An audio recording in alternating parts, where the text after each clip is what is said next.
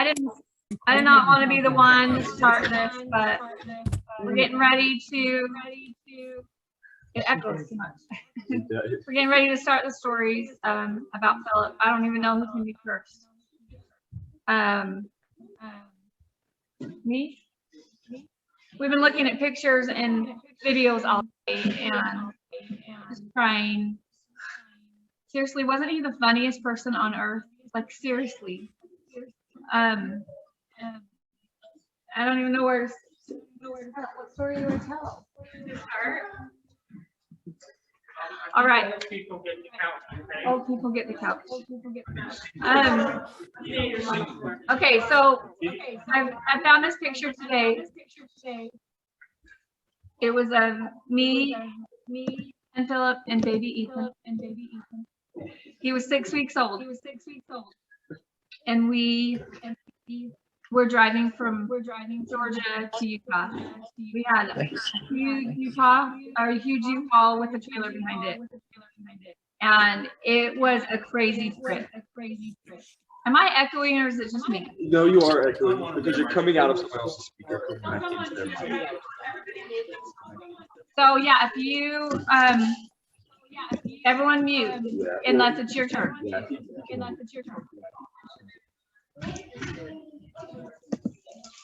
For some reason, I can't hear you when I mute myself. Isn't that weird? Try it and we'll just. Can you hear her now? Can you hear Carrie? Not or shake your head. It still is echoey. Find a way. Tim's iPad needs to be muted. Lindsay.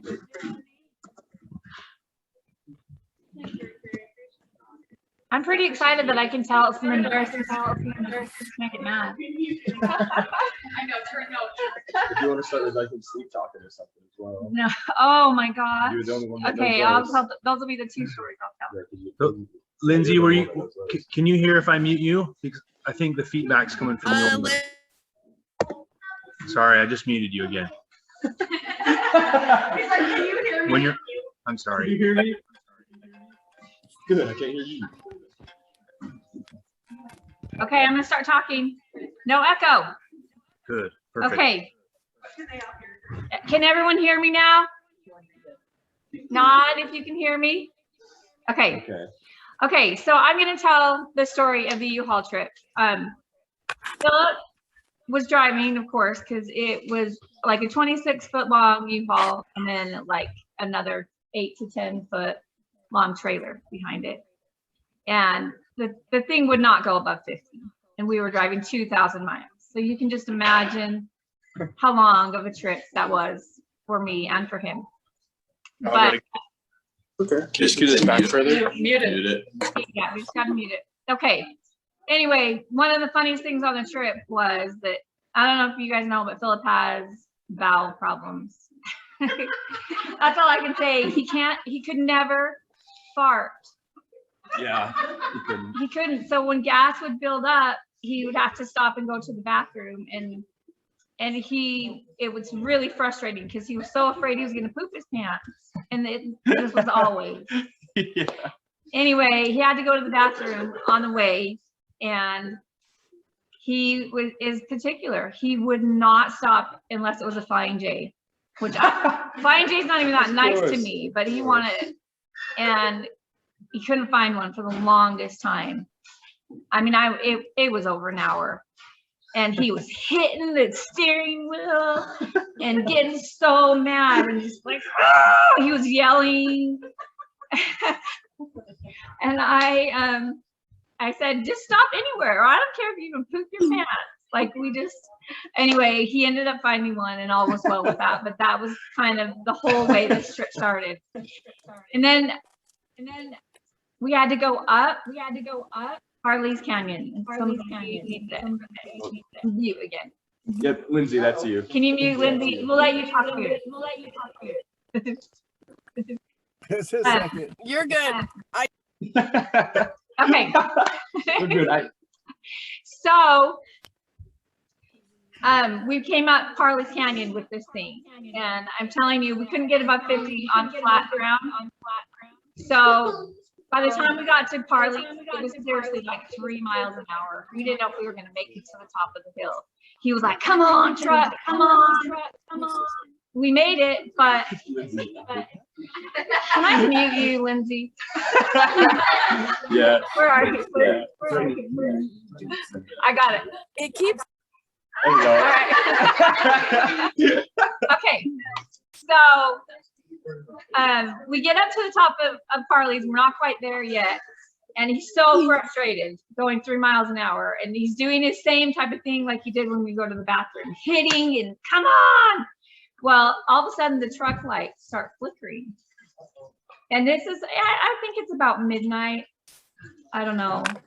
The lights on the outside, like it was a U-Haul truck, but they start flickering. And so going down Parley's, and we're about to get off at Redwood, and the lights come on and off and on and off. And he starts hitting the steering wheel. And just like, we've been in the car, I don't know how many hours. I don't know how many. But we get off the freeway and the lights go off. And so he hits the steering wheel, like horn really hard. And the horn starts beeping and won't stop, like won't stop. This U-Haul, and we're out on the road, and it's after midnight. And we're a couple of miles away from my parents' house is where we were going. And so I called him just to prepare him. I said, I don't know what Philip did. He got mad, but our horn won't stop. And I just wanted you to be prepared. Your neighbors might be mad. And we're more than a mile away. And my mom walked outside and she said, yeah, I can hear you. I can hear you. You're coming. So we get there, full horn blast blaring, and turn off the car, and it still doesn't stop. The car's off and it's still, he had to rip like the whole horn out of the steering wheel. Anyway, that's what we always call, we call that our entrance to Utah.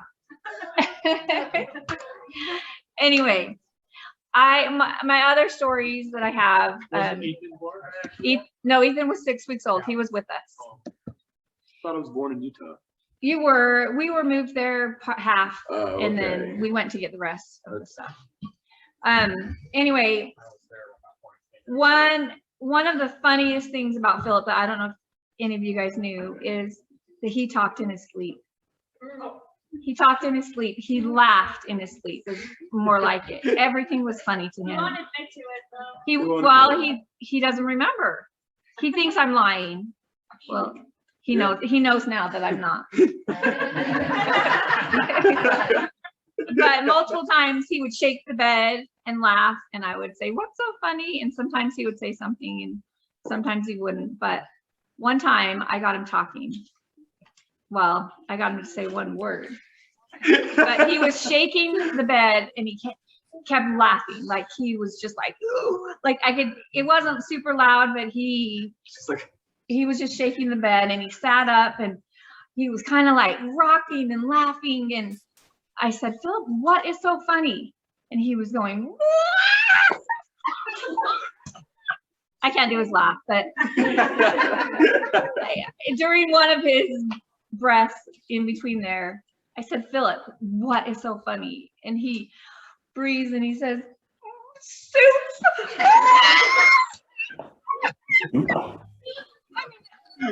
Anyway, soup was funny, I guess. Anyway, he had other ones of, things where he would do in his sleep. But that was one that I've laughed every time that I've thought about it. And that's just was Philip. We're gonna post a bunch of videos that our kids snuck of him in the last few years. He sang and danced on a daily basis in our house. He thought he was a really good singer, and he might kind of be. He might be a little biased. But he just, I can't even wait for you guys to see him. Every day he'd just be sitting in the corner, and does anybody want to make the noises that he does? That's one of them. We're just like clicking and whistling. I'm making up songs. singing about whatever he's doing, dancing. I mean, seriously, being around Philip was a pure joy. He was always having fun.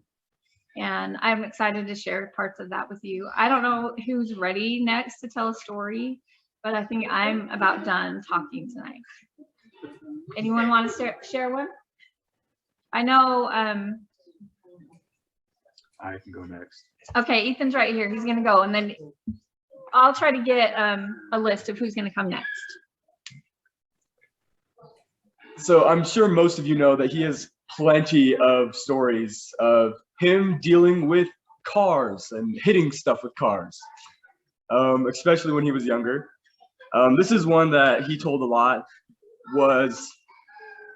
He was just gunning down a road one time, and a car in front of him slowed down a little too much for his liking, and he ended up rear-ending him and just pushing his car into a ditch. And instead of stopping and helping the guy, he said, "Nah, screw that," and just kept going. He wasn't stopping to help that guy. He wasn't getting caught for rear-ending that guy, so he just kept going and totally just sped off after hitting this guy into a ditch. And his bumper was just completely ruined. So he's like, "I know what to do." So he kills a squirrel and proceeds to rub. Oh yeah. So he beat up his bumper with baseball bats and stuff like that, and then killed a squirrel and rubbed the dead squirrel all over the bumper of his car, so spreading hair, blood, just squirrel bits everywhere on his car. And and one of his friends was a mechanic. So he took it to his buddy and was like, "Yo, I hit a deer." He told everyone he had hit a deer, but he had actually rear-ended a guy. And his buddy was like, "You know what? Sure, I guess I'll believe you," and fixes up his car. And a couple days later, he's at work, and his boss comes up to him and goes, "Philip, you need to head downstairs now. The cops are here for you." And he's like, "Crap, okay." So he walks downstairs, and yeah, the cops are standing next to his car. And I can't remember what model of car it was, but it was some brand spanking new car that only like 3 of them had existed in the county. So like they knew it was him. It's like, it was a black Escort GT. Escort GT. Okay. Yeah. I really believe the story. Is Is it really true? it true? Can you? Yeah. It is true. Yeah. This makes me believe every other story as well. My dad didn't even have insurance on this car yet, but because it was so new, the insurance company didn't even look at the car when he went to go get insurance on it. So he'd already wrecked it when he got insurance on it, but they just haven't checked it because it was that new of a car. Yeah, they swore that, oh, it's a new car. It couldn't be wrecked, but yeah, it had been. So yeah, so the cops are like, "This Escort GT, there's only like 3 of them in the county. You're the closest one. We assume it's you." And he goes, "No, I swear I hit a deer. You can even ask the mechanic who fixed it up. I hit a deer. Like the blood and hair was all there. Like I totally hit a deer." And they're like, "No, we know it was you. An Escort GT hit a guy and shoved into a ditch. You know, like they're not going to be that far away from the town." And he goes, "No, you are not going to talk to me until you talk to my mechanic buddy." And he never saw those cops again. They never had enough proof to prove that it was him who had put that car into the ditch. So yeah, by him killing a squirrel and a bunch of bats, he somehow got away with rear-ending someone. I have no idea. Do you know, Matt? Do you know how old he was? He was old enough to know better. Matt, I don't think he was ever old enough to know better.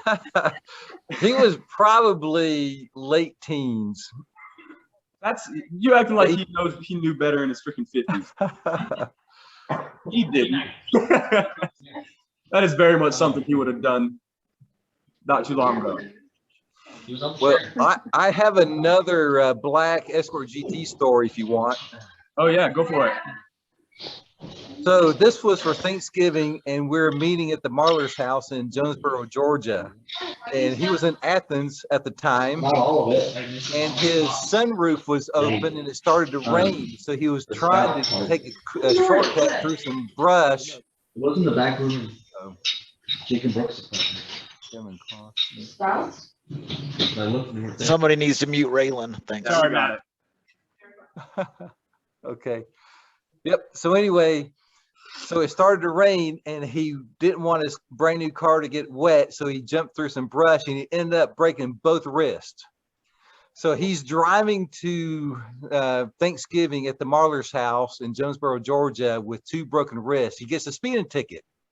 It wasn't probably 20 minutes later, he gets another speeding ticket. He goes, "Officer, I just got a ticket." And the officer said, "Well, son, today is not your day." So did he slow down?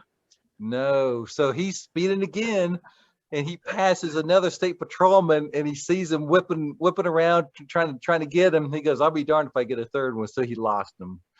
So we're at high-fiving him with the 2 broken wrists, and he outran the 3rd cop. And one more story. He liked BB guns too. We were having a BB gun fight. I was behind, so he was in the barn at the front of the barn with a BB gun, and I was on the carport at Mama Goose's house behind that little block wall. It's about maybe 4 feet high. And next thing I knew, he was behind the barn with his gun pointed at me. So I wanted to shoot him before he shot me. Granted, the only thing he saw of me was from my neck up. No safety glasses, nothing. He shot me. It was pumped up 10 times, shot me right in the neck. Instant headache. I went upstairs and popped out the BB like a big zit. So it's a wonder that Singleton boys survived to adulthood. I'm glad I didn't hear all this before, Matt. You haven't, Pop? I want a written copy of all of this. I know, right? It's being recorded for you, so you won't need to write it down. Hi, Caitlin. Hi, Becky. Hi, Pampa.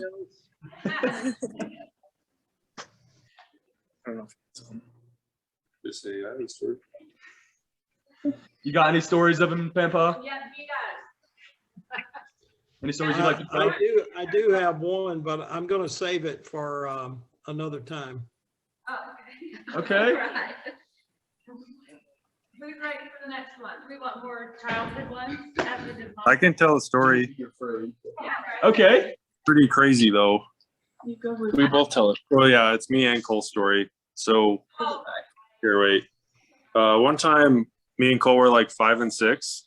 Is that how old we are? I think we were pretty young. We were at least young enough. We were like, yeah. We were young enough to believe him, and our parents were gone for like, I don't know, probably like 6 hours 6 to 8 hours. I don't know who made this decision to let Philip babysit us. Someone called Philip. It was just Philip too. Yeah, there was no one else. It was just me, Cole, and Philip at our house for 6 hours. Mm-hmm. And like all of a sudden, Philip's like playing with us, and then he just like stares at us and isn't saying anything. And we're like, "Uncle Philip, what are you doing? Why are you so silly?" And he's just like, he started growling at us, getting really angry. Getting really angry. And he started to just like yell really loud and chase us around the kitchen. You're like, "Ah!" like that, like around the whole kitchen. Also, like when we became a little older, we had really, really good relationship with Philip. But when we were younger, everyone was terrified of Philip. So we're at the stage where we were just purely terrified already. So before he even was chasing us around the house, I was already like nervous. It's all in my, I still remember. It's like seared into our minds. Like how, so we to escape him because we don't know what's going on. We run outside, and he follows us outside in our backyard, in the middle of West Jordan. You know, just like a normal. And we're running away from him, And he's like, I'm gonna get you. I'm gonna bury you in the backyard. Like yelling this stuff at us. And he picks up our post hole digger because my dad was replacing sprinklers. And he picks up the post hole digger and he's chasing us around with it, like smacking the ground behind our feet, like a foot away from us, trying to scare us. Yeah. He's like, I'm gonna bury you with this postal digger. There wasn't like 1 second that I didn't believe that we were gonna die and he was gonna bury us. No, like we both thought we were definitely going to die tonight. Yeah. Like that day we were going to die. We got so scared that we ran into the bathroom and locked it, and we were just like hugging in the shower on the ground, crying. And he could hear us from the outside, so he somehow he opened. banged on the door first. Yeah, so he went inside and he was banging on the door with the postal digger for like really for like an hour. For like an hour. And then he's like, open up the door. Like he's just doing that. And then he goes quiet and we're like, where did he go? And for like 20 minutes he was quiet and he went around the outside and opened up the bathroom door with the postal digger and was like putting the postal digger in the bathroom window. Like, open up, I'm gonna get in there. And I think like the intense chase and hiding lasted probably like 5 of the 6 hours. Yeah, it was like it was like a horror movie. Yeah, it really was for like a 5 and 6-year-old. And our parents get there and we hear them open up the door. They're like, I hear my mom's voice like, oh, how are they? And we're crying in the bathroom still. And my mom is like, what are you guys doing in here? Yeah. What's wrong? And we're like, Philip was trying to kill us. And she's like, what? And then my dad is like, what are you guys talking about? And Philip's like, I have no idea what you're talking about. Your boys are crazy. Like, your boys must be crazy or something. Yeah, they must have watched a scary movie. And mom and dad didn't believe us. Yeah, they didn't believe us for like 5 years. Yeah. So like I was like 13 and somehow this came up again. We're like, oh yeah, don't let. And then we started talking about it and then our parents were like, wait, that really happened? And we're like, yeah, that really happened. Several years later. I and still like, vividly remember like the whole thing. Yeah, I very vividly remember the whole 6 hours. Like it's so funny now. It's so funny now because like we realized he was just playing with us the whole time. We really thought it was our last moments. Yeah, we were just gonna get buried in the backyard. But now it's like hilarious. It's like our gosh. favorite memory of Philip. I don't think it was that funny. Oh no. I never knew that story seriously until like 2 or 3 years ago. And I had asked him, is it really true? And he was like, what do you think?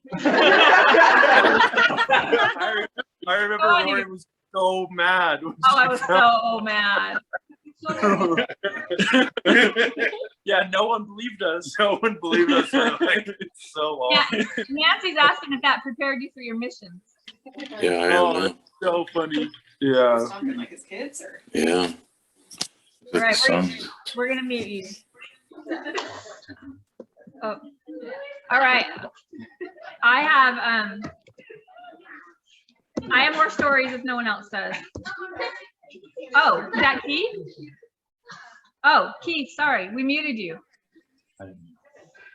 Oh, Kevin, you're not muted. Was it Oh, Kevin? this is Kevin. Yeah. Are you the one that said? Yeah, go ahead.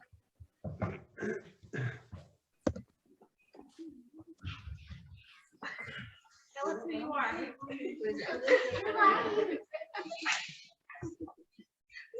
I'm not muted, right? Kevin, you gotta tell us who you are and what your story is. Oh, I don't know if I have a real good story on hand. We thought you said you did. No, well, I think my Laurie over there was asking me a question. I think you picked up on that. Oh, got it. All love from the Marlers, from my family. Sorry, I have my nose strip on for sleeping already. So you'll have to forget that. I'm not taking it off. Yeah, but God bless all of you. I love Philip. You know, he and I hung out a lot in Singles Ward, if you remember. And back then, once he married you, you know, lost contact with him quite a bit. He fell in love with the cold weather in Utah and never looked back from coming to Georgia and all the humidity out here. So he basically went off to Utah, and you know, I didn't get to see him a whole lot, but we definitely have we had a good time together hanging out when we were single. And Philip liked raced other cars a lot. He had a gosh, I think it was an Escort GT, and we used to we've been talking about that. Oh, his Escort GT? Oh yeah.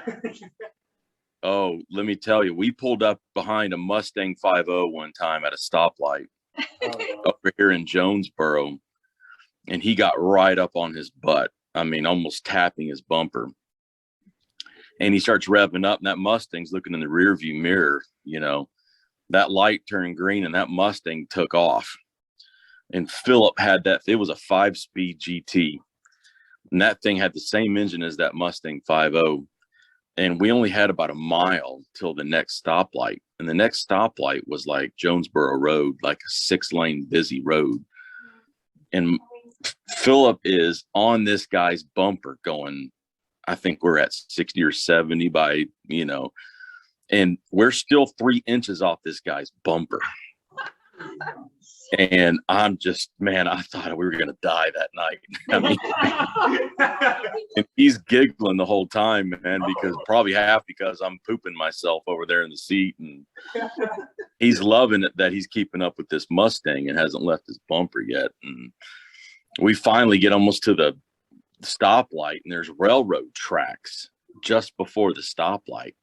And the Mustang and us, we lock on our brakes and we start going sideways into we literally both almost were facing each other sideways by the time we got to the light, and just barely missed going in the middle of the intersection. He turned and looked at me and went, "That was awesome." Don't you boys do that stuff? Man, that was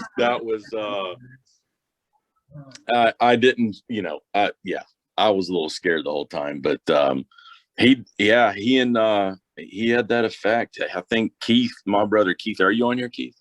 Is Keith on here? No. I don't know. Anyway, he and Keith had a 240 SX, and I think they outran the cops or something like that. Keith will have to tell the story, and cops ended up catching up to them, and nothing happened because they went so fast they didn't even get a radar on them. So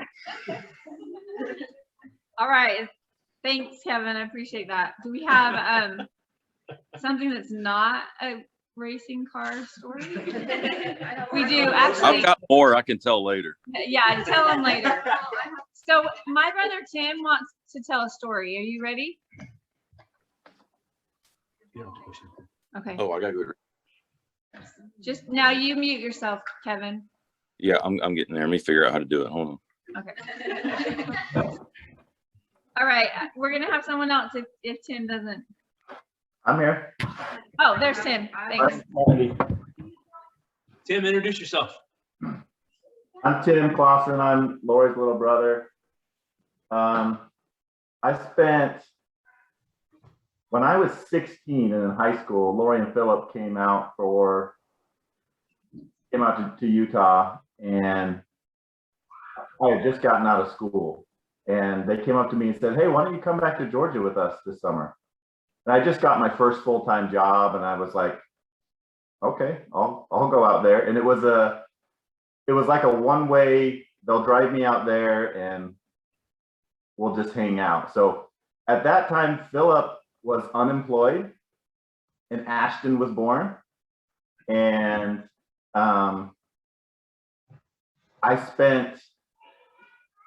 our core hours were probably like 1 p.m. to 4 a.m.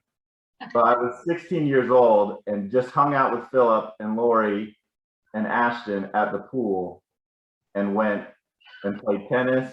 And we played tennis like at midnight because it was so hot. But I just was thinking like, man, being an adult is amazing. It's just like eat popsicles and play tennis and watch movies and go to the pool. And it was seriously like that for like a month. At least it felt like a month. I don't know, Lori, if he was really, he probably got a job within a week or two and was working again, but it felt like a long time that we would just hang out. And that was really fun time for me. And I learned how to drive from Philip, and I also learned how not to drive. And good lessons. I do remember we drove from Utah to Georgia, and I remember Philip just, he only got one ticket on the trip. I think it was probably a record. Yeah, probably. But after the cop left, Philip was so excited. And Lori was angry, like, why? I told you to slow down while you're driving. And I was like confused at why Philip was so excited. And he turned back to me and said, did you see that? I just saved $100. I put my seatbelt on after the cop was walking out towards me. And he was so proud of himself for getting the seatbelt.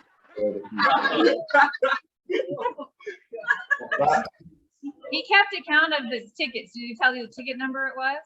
He kept account. I don't remember that. No, I just remember. I didn't pay attention either. About it. I've got one more poker magic story. And I'm sure others can tell it better than I can, and maybe someone already has that planned, but we, as brothers, we would get together and for poker night or craps, or Philip never lasted more than 5 minutes.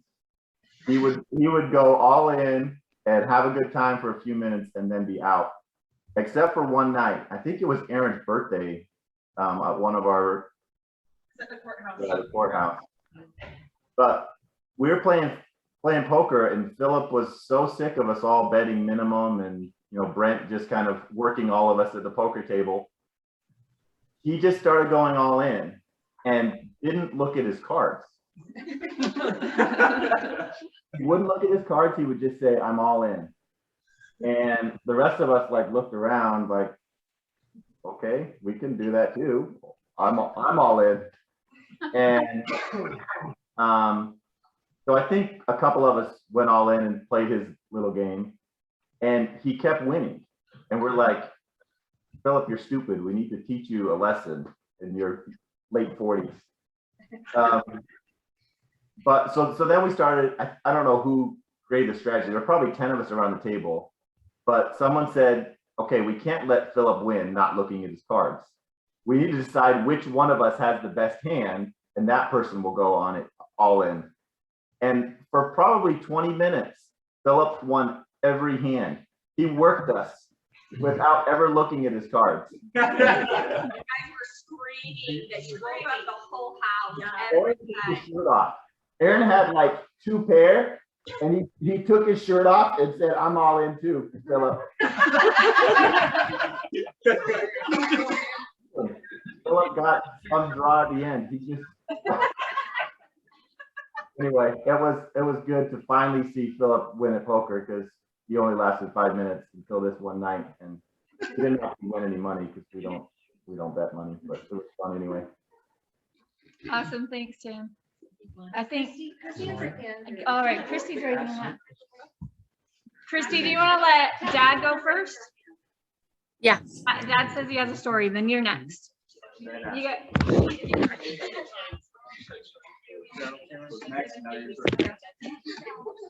We can see you, Dad. See you, but sit there. I should be standing up to tell the story, and I think that Matthew and Andrew both have something to do with this. We were in Atlanta, and I think Ashton was a baby, and Lori and Philip lived close to a ball diamond, so we went to watch a softball game. And then we walk back to the house, and Philip opens the door, and somebody says, "Philip, there's a spider on you." And Philip goes, "Ah, get it off, get it off." And I'm sure his brothers taught him that spiders would kill him. Remember that, Christy? Were you there? We can just all picture it. Yeah. Anyway, why was Philip so scared of spiders? He was always terrified of a spider. His brothers were jerks. Because he grew up in Georgia with a lot of spiders. Why? Because there was a lot of spiders in Georgia. That's why he wanted to stay in Utah. That's right, exactly. All right, I'm done. He told us that y'all would pick up Daddy Longlegs and put him on his face while he was sleeping. Oh. He said that's why he was. Like at one scout camp in particular, you He just said covered in his scout face. camp, y'all covered his face with Daddy Longlegs. I do not remember that, but I remember him walking out on the back deck and a leaf fell on him and he freaked out, thinking it was a spider. Hey, I remember while we were dating and being at his home, your home in Zebulon, and a spider was crawling or hanging from a web behind me, and he got it and like wiped it away, and everyone said, "Oh, he found someone that he's willing to get a spider for." And I do remember that. Yeah. That was a one time. It became like 8-year-old jobs. Go Yeah. get the spider so Oh, we yeah. can shoot. I killed all the rest of the spiders. All right, Christy, are you on there next?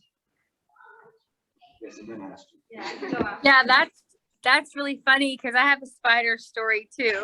That's what, Randy has one too. We're in Georgia, and we're at a youth dance, so it's an 80s dance. So we are about to end here, but I know Randy's got one really hilarious story. Maybe we'll have to tell it later. But we love the Singletons so much.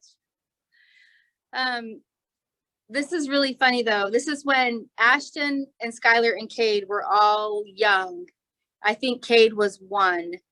And it's before you guys moved to Utah. So you were at our house in Georgia, and I think we were having a birthday party or like a cookout or something, and there were a lot of people around, but he was with all 3 of your kids, and he screamed so loud and he ran and knocked all 3 of them over, and they were all crying and they were all on our hard tile floor.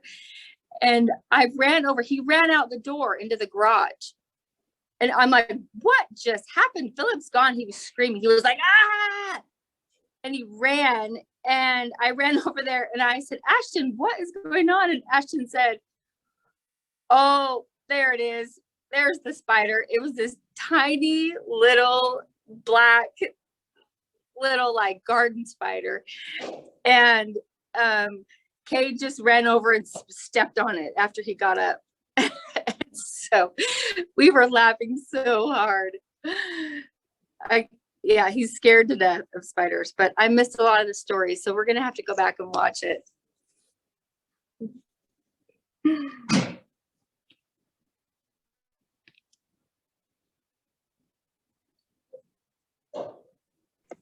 Okay. Yeah, Ashton says it's her turn now. All right.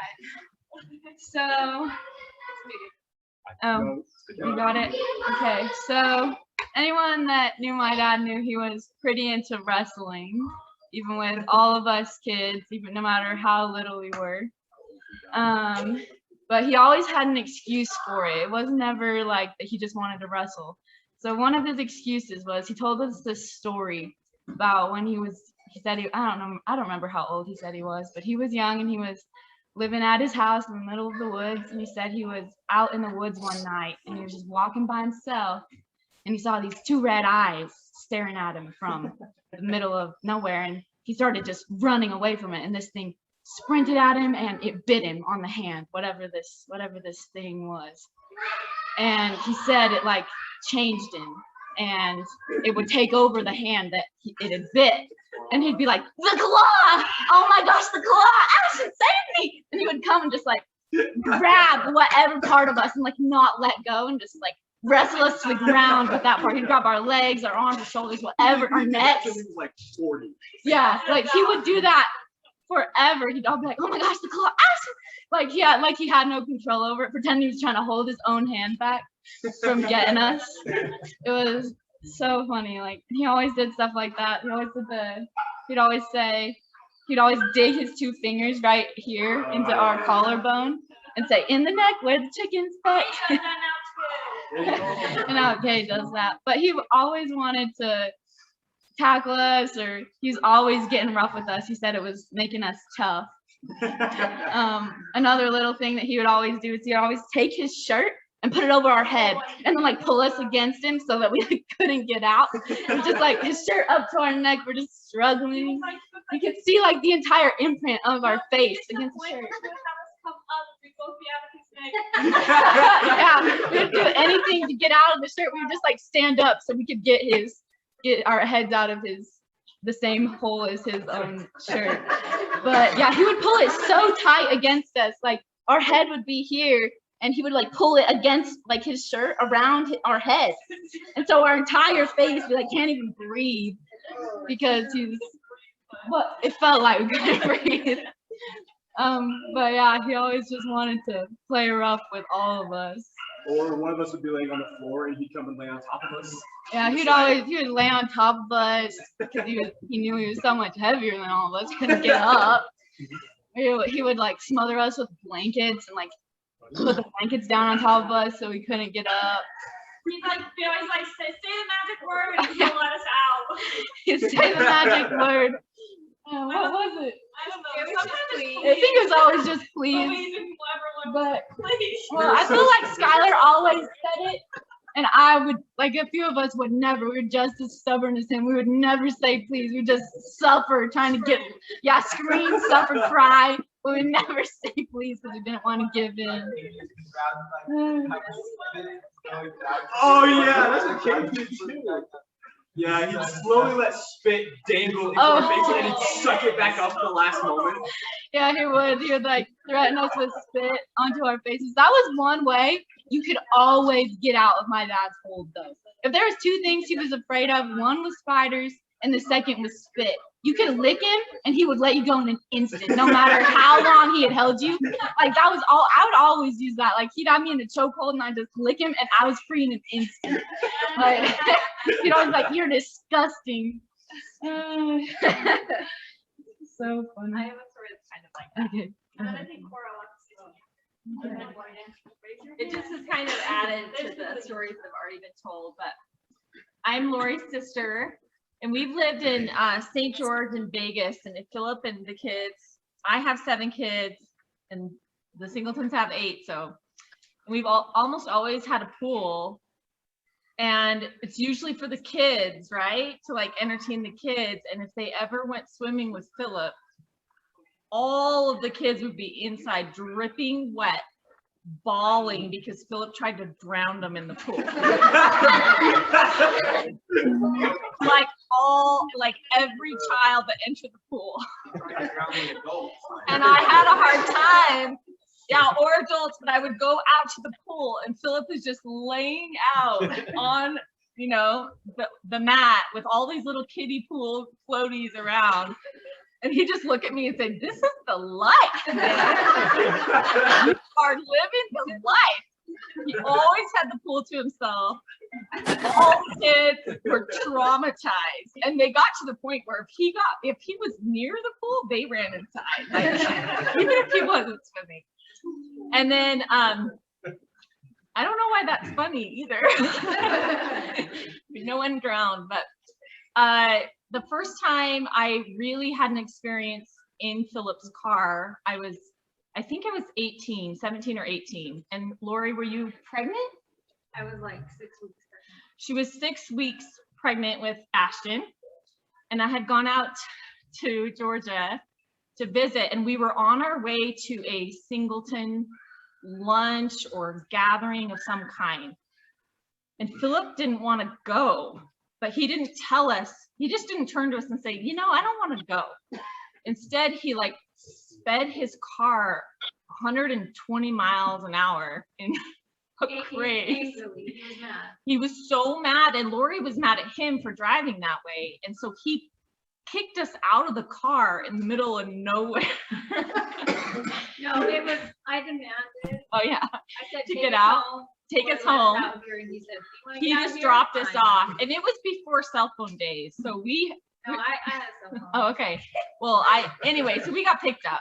I didn't have a cell phone. We got picked up, and the next day was church, and Lori and Philip made up pretty quickly after that night. I mean, she apologized basically for nothing. And I saw Philip at church in sacrament meeting, and you know, I'm 17. He's a new brother-in-law. I don't know much about him, but he comes over to me, and I didn't want him to touch me, and I just said, "You're an asshole." And he laughed so hard in church. He was, and then, you know, we had a few years of getting in fights like that, but it's been about, I don't know, 10 years where, I mean, we just love each other. I've loved him, but we were in a fight one time, and we were at my parents' barbecue, and he came over and he picked me up and squeezed me so tight as an apology. He never said I'm sorry, but he hugged me, and I will never forget that hug. Like, he just had the best hugs and the best back popping and just so much love for him.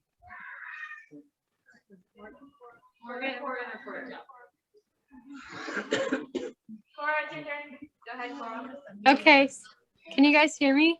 Yeah. Okay, so this is really short. This is about Paisley. One time I was just at Ashton's house, like I was all the time when we were little. But by the way, I'm Christy and Randy's daughter. Me and Ashton are about the same age. But anyway, Paisley was really young. She was just starting to talk. And she came over to Philip, and she was crying because she had a bruise on her leg. And I'm sure, I don't know if you did this all the time or not, but it was the first time I saw anyone do this. And she was just crying. She's like, "Dad, I have a bruise on my leg. Like, will you fix it?" Or something like that. And he's like, "Yeah, I can fix it. Go get me a knife." So she's like, "Okay." And then she goes to the kitchen and grabs like a butter knife or something and brings it back. And he's like, "Okay, I'm going to cut it off for you." And he just like starts pretending to cut her leg off. And then he was like, "Okay, it's all better now." And then she was fine. She was like, "Oh, thanks, Dad." And that was it. But it was just so funny, just sitting there like, what is going on? So that's all. You can go, Morgan. All right. So I just had something simple too that I was remembering. And I was thinking of it when Bryson and Chloe were thinking. So I'm one of Philip's nieces as well. And like we've kind of talked, when people have told me, I guess, that when I was really little, I was scared of Philip. And I remember to the point of when there were some times when he'd come to Utah to visit that I didn't want to be in the same room with him at Grandma and Grandpa's, and I would move rooms. But that did change. Like Bryson and Cole said, as we got older, we all got really good relationships with Philip. And I don't know how old I was, and I had forgotten for a little bit, but I was either in middle school or high school, and I can't remember if I was at the Singleton's house or if I was at Grandma or Grandpa's, but I remember I was just doing something, and all of a sudden Philip was like, "Hey, Morgan, come here. And so I'm like going over, and I'm older, like, you know, like we had a good relationship at this point. And he's like, "Morgan, come here. And so he pulls me around the corner, and he pulls out of his pocket, and he was like, "Have you heard of Morganite before?" And I was like, "What are you talking about?" And he's like, "I was doing some online shopping, and I found this Morganite ring." And he's like, "I wanted to give it to you." And I don't know if he knew like how much that meant to me, but it was really small. It only fit my small pinky. And so ultimately he ended up taking it back and trying to find another one, and he couldn't find Morganite, but he did get me a ring. It was like some like Yellowstone or something, like I can't remember exactly, but I wore it forever. I wore this ring that Philip gave me. And I don't know if he like, it was just so out of the blue. I like didn't even know there was a gemstone that was close to Morgan or in my name, but Philip saw it. He thought of me and bought me this ring. And I was like, oh, you know, it was just something that was special that I don't know if he knew like how much I wore even the other one, but it was something I won't forget and something that I love that he did.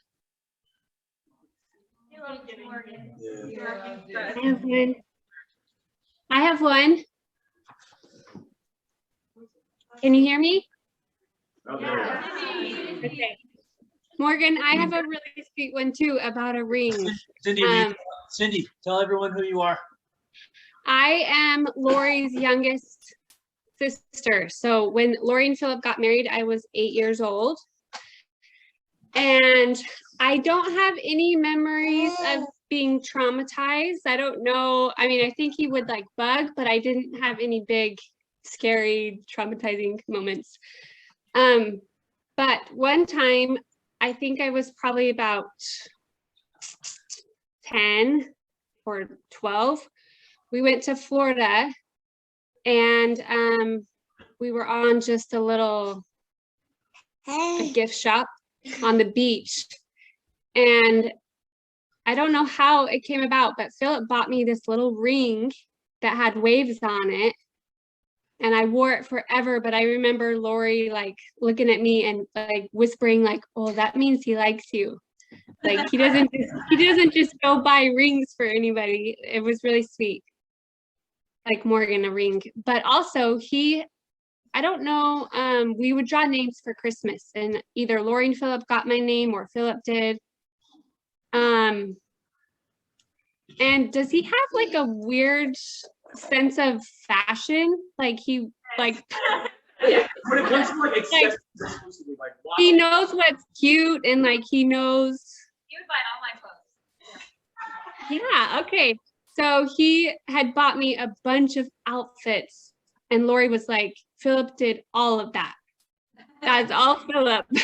And it was all of them were so cute. And anyway, I just remember that. It was sweet.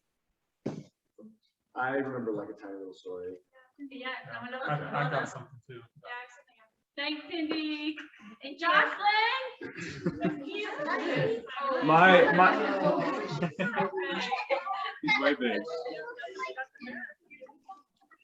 yeah, this next story, it's a fairly small one, but it's one that it's another spider story. So I don't think it was our whole family, but it was a majority of us were driving in the van, and out of the corner of my dad's eye, he sees my mom flick something off her shirt, and he just looks at her and goes, "What'd you just flick off your shirt?" And she goes, a spider. And he pulls over to the side of the road the instant he hears that, gets out and is like shaking and smacking himself everywhere. Yeah, just started taking off his shirt and everything, just absolutely freaking out because of this like speck-like spider that my mom flicked off her shirt.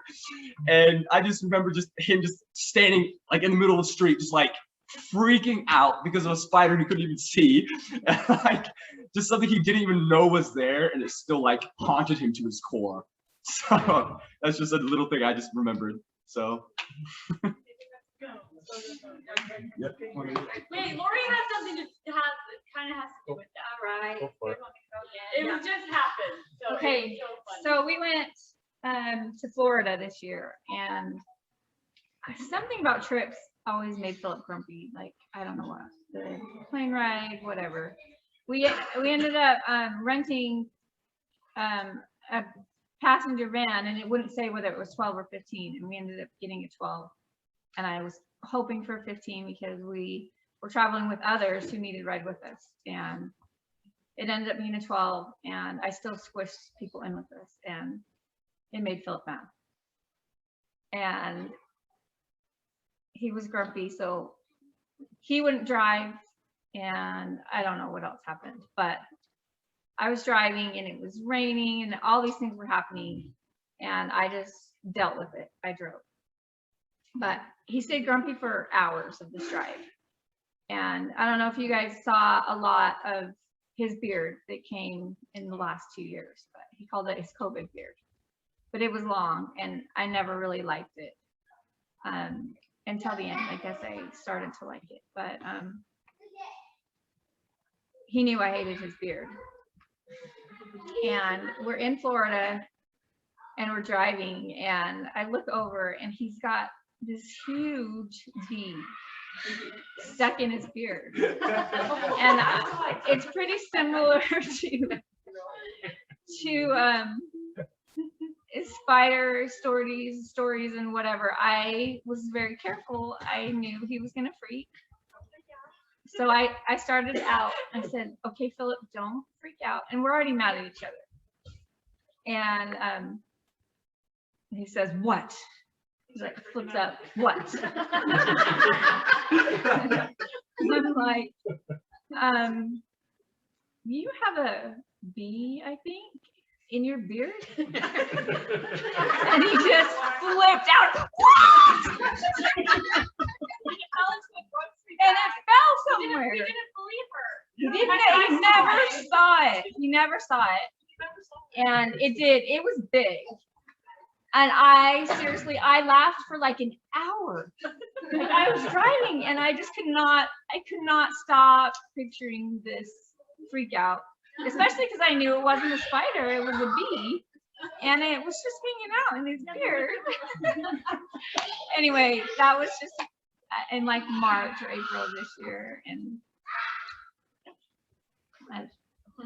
I don't know. He did end up turning nice on that trip.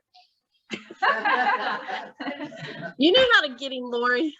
I know. Yeah, just pretend there's a spider on him, right? Payback. He had a lot of payback coming. Yeah. Or just lick them, I guess. Yeah. Okay, he wants to talk. Okay, my brother Greg is going to talk, and then Andy Black wants to say something. Okay. And that's it.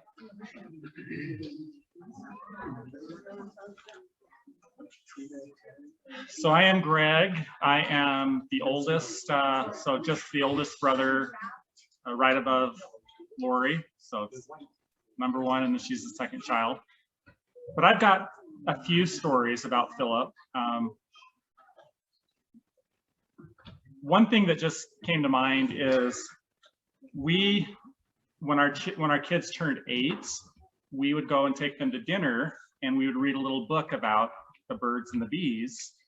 And we kind of learned that from Education Week.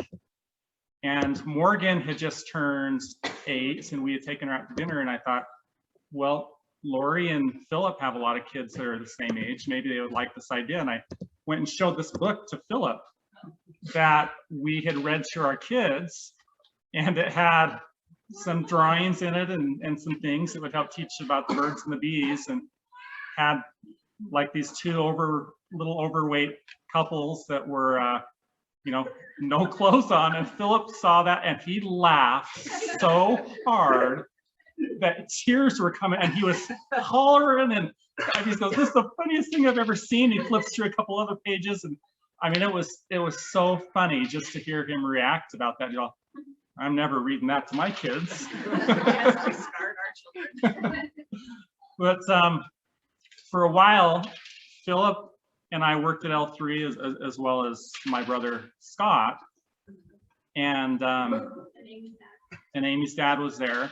But he worked kind of on the other end of the facility with the IT department. I didn't see him there too much. And I worked more where we had a lot of the meeting rooms. And I'd see Philip maybe once or twice a month, just in passing. But I saw him I was in the bathroom. I was over washing my hands, and I see Philip come out of the stall. And I say, oh, Philip, do you have a meeting? Like, you're down this way to have a meeting. And Philip looks back at the stall, and he goes, yeah, I had a meeting in that stall with that toilet. He goes, most important meeting I've had all day. Anyway, I just thought that was really funny.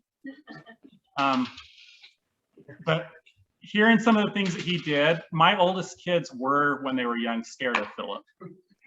And it's something to where we went on a trip to Atlanta to see Randy and Christy. Philip and Lori were there. I think Janet and Aaron were first married. And we all had, I don't think Janet and Aaron had kids yet, but maybe they did. But Morgan and Jacob were very little. I think Morgan was just about 2.5. And we pulled out some popsicles for the kids. And Philip looked at Morgan, who's about ready to eat that, and said, "If you eat that popsicle, Jesus won't love you." And so we couldn't find Morgan for a while. How long do you think it was? I don't know. Everybody was running looking for We were all looking for her. I mean, it was like 15, 20 minutes. We couldn't find her. She was behind the couch in the corner, and the popsicle had melted all down her arm, and she would not eat this popsicle. She kept looking at it like, is Jesus gonna love me if I eat this? And anyway, I have to tell you the preface of it. okay. So we're at the beach with these guys hanging out, and they have 2 kids, and we have a couple of kids. And Annette's really special the way she teaches, but she kept telling Morgan with any little thing she did that, oh, it's okay, Jesus still loves you. And I think after about the 10th time, Philip was so annoyed with what Annette was saying that that's how he got payback. He was like, oh, Morgan, if you need a popsicle, then Jesus won't love you anymore. He had no idea how much that meant to Morgan, though, because I think it really shocked him that she didn't touch that popsicle. That's where it all changed with you, Morgan. He liked you after that, but it only took about 10 years to like you. That's why he bought me a ring 12 years later. Yeah. Part of the reason I wanted to share this was because Philip did change, because by the time we had our last little child, Grace, who's now 12, he was holding her and she was just a few weeks old. And he looked at her and he goes, I love this little baby so much. I will never, ever make her cry. Oh. And I don't think he ever did until last night. We were in bed and Grace was just sobbing. And we said, Philip, didn't he keep his promise, did he? And so it was one of those where I think that was the first time she's cried over Philip. So anyway, lots of stories. Philip was the best chicken fighter in the pool I have ever seen. No one could ever beat him. All 5 of my brothers. I mean, we would gang up on him and he would whip around. I mean, I had scratches down my arms, my back. Who got a broken rib? I mean, it was one where we could not get him down. I think, Kay, you were on his shoulders and we could not get you off. And anyway, it was at war, man. Cool, has already been. Okay, I think we said Andy Remodeled into a home then. What's in your wallet? That's French toast. Sorry, other people that are on mute. I'm Andy Black. I actually lived in the neighborhood with the Singletons, and I miss you guys in West Jordan. And I have lots of fun stories about Phil and his scout camps and ward campouts, but I got to tell the one that I have is my favorite, and I've actually said this many times and told this story. The first time I think I really knew who he was, my wife and I had just really barely moved into the ward, and there was a ward campout, and it was, I want to say in Spanish Fort Canyon, but I can't remember exactly where. And all I remember is we didn't know where to camp and whatnot. We'd set up our tent fairly close to the pavilion, and about 6 in the morning, I'm woken by this really loud, just kind of noise. I'm like, what in the world is going on? And I get out of my tent, and there's Philip with a blowtorch attached to a big old propane tank, starting the fire inside the pavilion. And that's how he started it. And I'm just like, you gotta be kidding me. You can't just take a match and light a fire. Oh no, he's got the blowtorch just going, just as loud and as hard as he possibly could. And I just laughed. I'm like, oh my goodness, this guy's going to be a hoot. So, ever since then, like I say, several different scout camps and other ward campouts, there was always something that we did, whether it was flinging flaming marshmallows at a tree or grabbing all the underbrush from wherever he possibly could and creating a bonfire that was like 20 feet tall. You know, it was always just him, and it was just always fun. And so we'll greatly miss him. Awesome. Thanks, Andy. Okay, Skylar's next, and then Greg Hope wants to tell next. And Scott. Sorry. I couldn't think of any for so long, like any specific stories. And then everyone's like talking, and I'm like, oh, he did this and this and this. But there was one that was like kind of similar to like the popsicle story. There was one time we were at a ward camp out, and I was like probably 8. Paisley was like a baby. She was like not even 1. And, or maybe she was 1, I don't know. Anyway, and we were having hot dogs, and I had like a little piece of a hot dog left, and it was the last hot dog, or like one of the last ones. And Paisley only wanted a hot dog. And my dad was like, can Paisley have the last of that hot dog? And I shoved the last bite in my mouth. Yeah, I don't know, I was like little. And Dad like stared at me for a while, and he goes, "Oh, remember that." And I was like, I think I repented about it like 200 times, and I don't think he knows that I still remember that. I feel so bad. You feel bad for that. Yeah, I don't know why for that, but there is some like, I don't know, we're talking about, someone mentioned a story of like, Janet mentioned like the pool, like where he had to be like the only one in the pool or whatever. We always would go to Copper Canyon Park, is that what it's called? Oh yeah. The tire park is what we always, Copperton. Copperton. It has like tires and stuff, and there's like this like mountain, and we all would like climb up there. There was like slides that you could go down, and my dad would always go up there and be the king of the mountain, and he would like throw us down the slides and like keep us from coming up, from like climbing up. He would be like, "I'm the king of the mountain," and we all would be like, "No, you're not. We're trying to come like get you to go down the slide." And obviously that never happened. We were too little, but I think he threw a few kids down that he didn't know. The only one at the top. Like if anyone started coming up, he'd push you back down like the break sides of it. Yeah, that's just like the pool. He'd be the only person at the top of it. Oh yes. He reveled in beating up children. But then there was like something that Ashton and I talked about. He always would stand in front of the mirror and just be like, "I am the most beautiful person in the world. Like, it should be illegal to be this beautiful." he just loves himself so much. Like, he actually thought he was the prettiest person alive. Yeah, and you'd always be like, "Man, I'm so pretty." You know, it's so funny. He never really liked pictures, and he wouldn't let us take pictures of himself. But we've been going through his phone today. There are so many selfies. So many.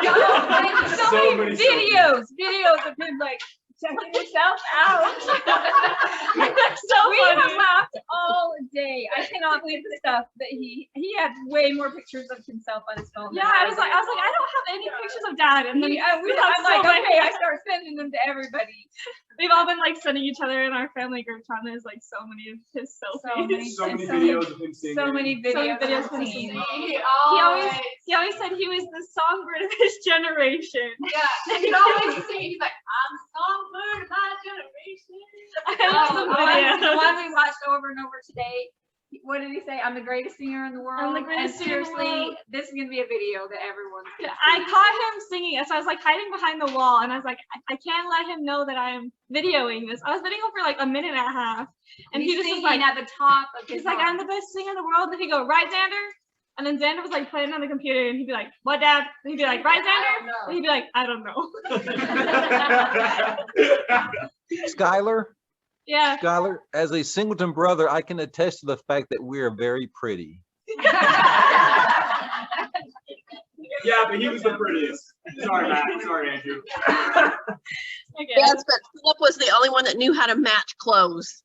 Yeah, he definitely knew how to do He was so weird though. He'd like come home with like old things, like this old backpack with these old shoes that he thought I would just love. And then they would stay in my closet because I'd feel bad getting rid of them, but they were not cute. I think he kind of lost his sense of fashion in the last 10 years. Yeah. Thinking about that, he literally bought me something a couple months ago at DI that I absolutely hate. I hate it so much. I felt so bad telling him that, but he kept it because he loves it. It's still in the closet. I'm gonna go grab it. It's so ugly. He told my mom once that he's gonna be the one to wedding dress shop with us, but he wouldn't let her because he had a better sense of. We went taste. Easter dress shopping, and he didn't like the dresses I was picking out for the girls. He thought his were so much better, and he said, "You are not the one that's going to take our girls' wedding dress shopping." And you know what? He would have been there for you guys. He would have been right there, wanting to see what your dress looks like. He'll see it. He'll see it. Yep. All right. Well, Ashton's getting that. Do you want She's coming right. She's coming right. Okay, she's coming. This is really ugly. It's I ugly. tried to tell her. He tried to give it to me too, and I was like, no. Absolutely not. That I would just love this. Like that it was like the coolest thing he'd ever seen. Like Okay, but I think that is so cute, Ashton. You can totally rock that. You totally could. shoulder pads and all. And yes, and he can have it. But he was like so offended when I told him I wouldn't wear it.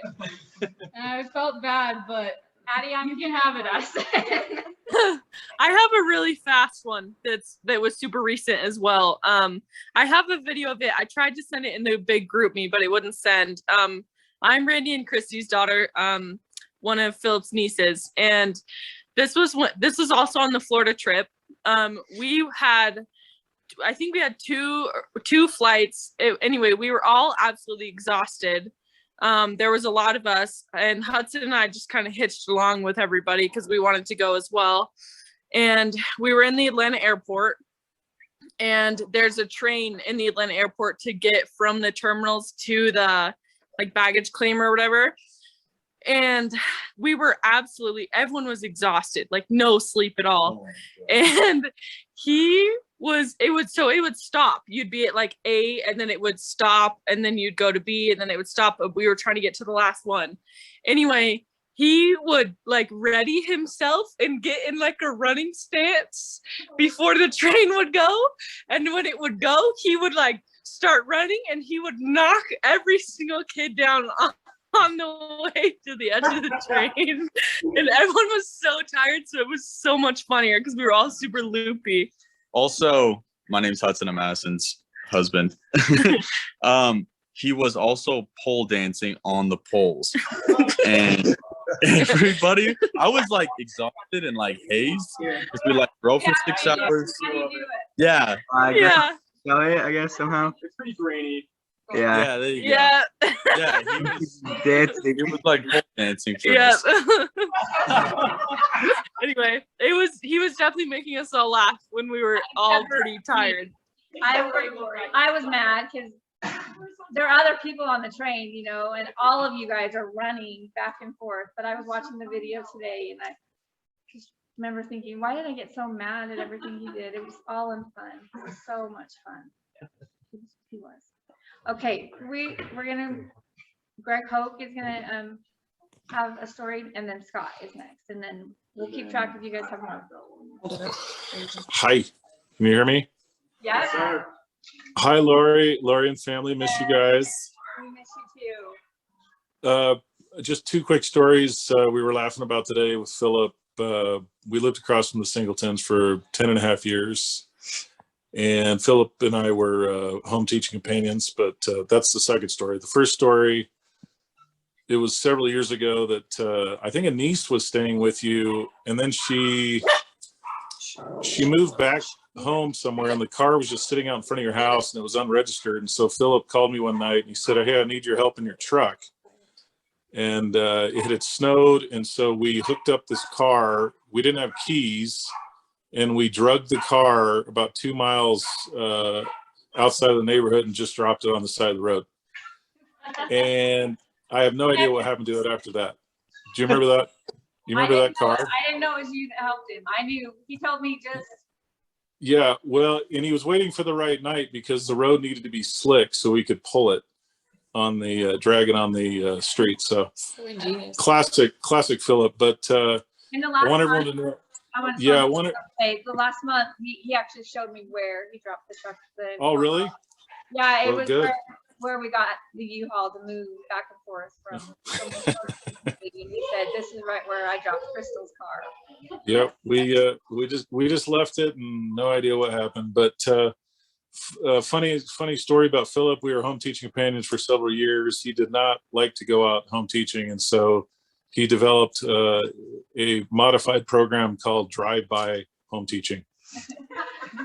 That was where we dropped a message and brownies. I would drive the car. He would say, "Don't stop." He would jump out, run up to the door while the car is rolling, and get back in. And so that was the phrase that he coined, was drive-by home teaching. So, hey, I'm impressed that you got him to go at all. well, he was such a good man. What? How he introduced himself. Oh, Time you met him. yeah, and I shouldn't say this, but my wife is reminding me that he came over to help us move in, and then in Elders Quorum, our first Sunday, he got up to introduce himself to everyone, and he said, "What?" We have lots of kids. He said we have lots of kids because I can't keep my wife off of me. That's Philip. Love you guys. And I remember a bunch of people after church stopping me in the halls and being like, "Oh, you're his wife." I remember saying, "Philip, what did you say?" That's what he said. He had many of those kinds of comments in church. Love him to death. Love him to death. Love him too. Thank you. Hey, Lori, it's Natalie. I just want to tell you we love you. We love you and we miss you. Thank you. We love you guys too. Miss you. Bye. Sorry we didn't make a video for Greg's birthday. We've been a little busy. Oh, no worries. No. Philip would have loved to tell some Greg stories too. I think his would have been pretty good. A little bit embellished, but pretty good. Definitely not a Philip story, right? Bye. Thanks, Natalie. One funny thing that we could add about them is that Greg always told my dad. Yeah, Greg was the only one that called Philip Pee-Pee. And Philip didn't care. He loved Greg. He absolutely loved Greg. Yeah. Oh yeah, all my family calls Greg "Get Her Done." You said that at a party over.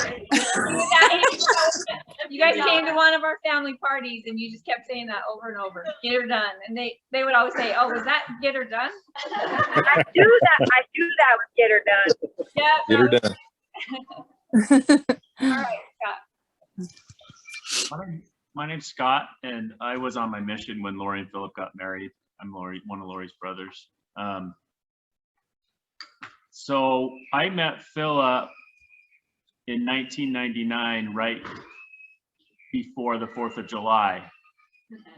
And he said, "Hey, do you know where Evanston, Wyoming is?" I said, "Yeah." He said, "All right, show me the way." And we went and got fireworks in Evanston. And that was a fun trip. He drove really fast, and he filled the entire trunk up with fireworks. And then we went to the 4th of July party at West Jordan Park, and Philip heard that I didn't have any pants to wear because I had just gotten off my mission. He's like, "Hey, I got a brand new pair of pants and a new belt that you can have that will fit you." And he was always cool at sharing what he had.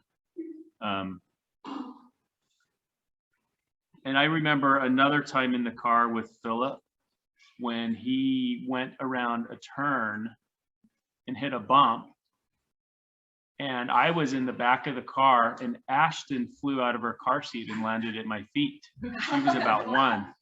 And Lori said, "Why didn't you buckle her?" We were still in the parking lot. Yeah, it was right when we started moving. We were in the parking lot, and he said, "She can't buckle herself." She was 1.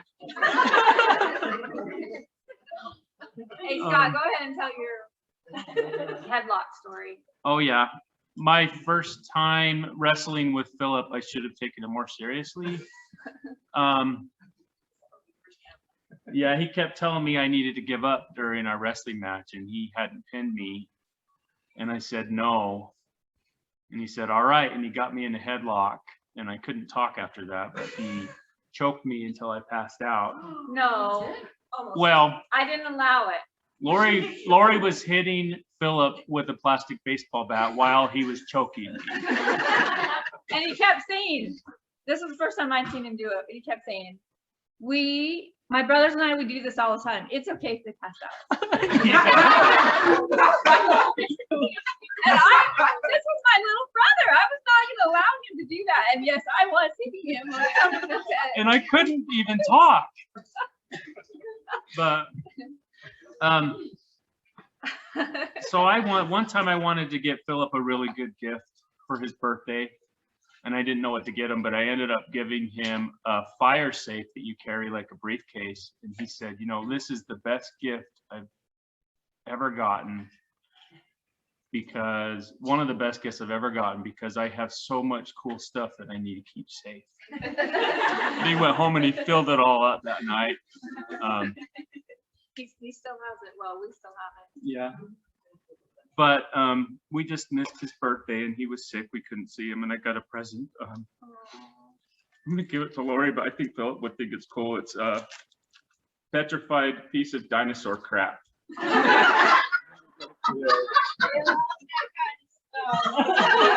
have loved it. Okay, I've got a couple stories I want to tell again. All right. So anyone who knew him knew that this has to do with him loving himself. The man had no shame. The man had no shame whatsoever. And so in our house, we had a big, long window that kind of went all the way down the side of our front door. And for the longest time, it didn't have blinds.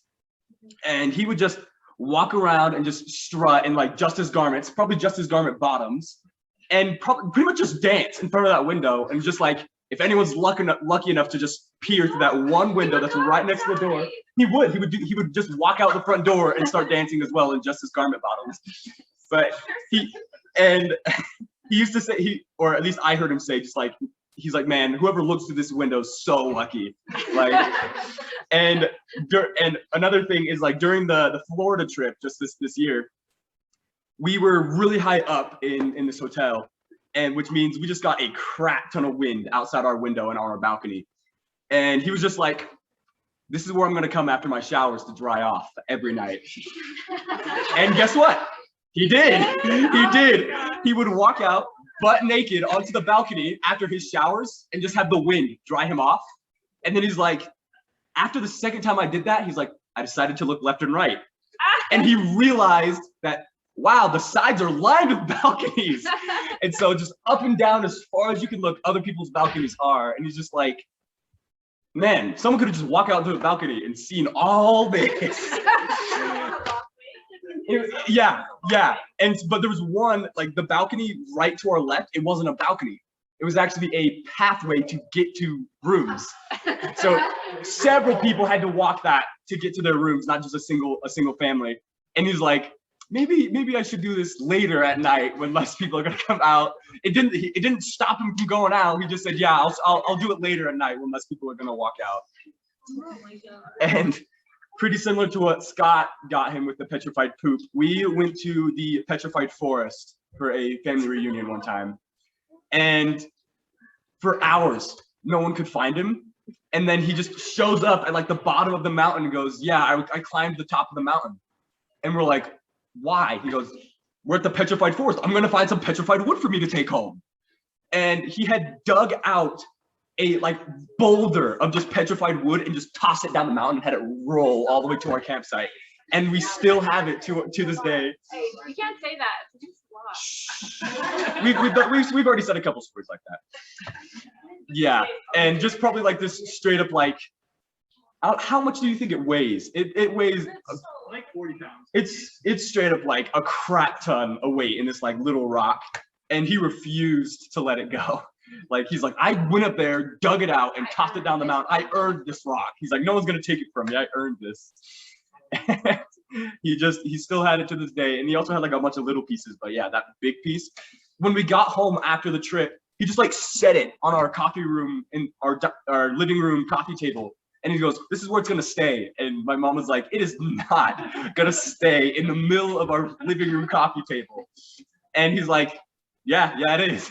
And it did stay there for like a day or two, and then I don't know where it ended up getting moved to, but he Seems like I tripped on it a few times. I don't know. something like that. But yeah, he loved to collect things, and yeah, he would come home from one of his jobs. He lived right next to a Savers, and he said that that's where he would spend every one of his lunch breaks. He would just walk over and go to Savers for 45 minutes. And yeah, he had a very good relationship with the DI workers as well. And the amount of times he would come home with the most random crap that you would ever see. Like,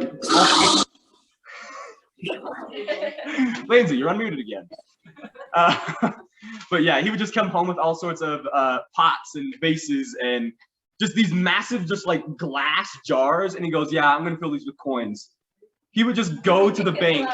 He would just go to the bank and spend like $100 and be like, turn this all into pennies. I'm going to fill a jar with them. And that's what he did. He just filled these massive jars with coins for no reason. Yeah, I think we still have them somewhere around here. I was going to say, I think you guys need to set up a museum of all his neat things, because he really did collect cool stuff. His house is big, but I don't think it's that big. You need a little room that's a Philip museum, because he had cool stuff. You know, I today, I just have to tell you this quick story. We have a big, like, in school gymnasium in this house, like it was the gym 100 years ago. But Kevin's like, I'm not carrying the big one up. They want to show you. They want to show you guys the petrified wood. This is the small one, because we're not carrying the big one up like 3 flights of stairs. So yeah, he just collected them and was like, I earned this. I'm keeping this. Pretty cool, but it's supposed to stay where it's at. He didn't care. Anyway, I hadn't been down into this area, which is right now still full of all of his stuff. And we just had some really, really spiritual experiences during this time that he was in the hospital and since he passed. And we just know he's here with us. We absolutely know that he's here, and he doesn't want us to be sad. He wants us to tell these stories. He wants us to laugh at the things that he did, because he did it for fun for everyone to enjoy time. But the thing that happened today, I was scared to go down into this room just because I didn't know how I was gonna react to seeing all of his stuff. And I tiptoed into the room, and no one was in there, but there was some music playing that had just been left playing, and it was a song. I almost want to play it for Chicken butt. No, I'm the first black chicken. Really? I'm so proud. Lindsay!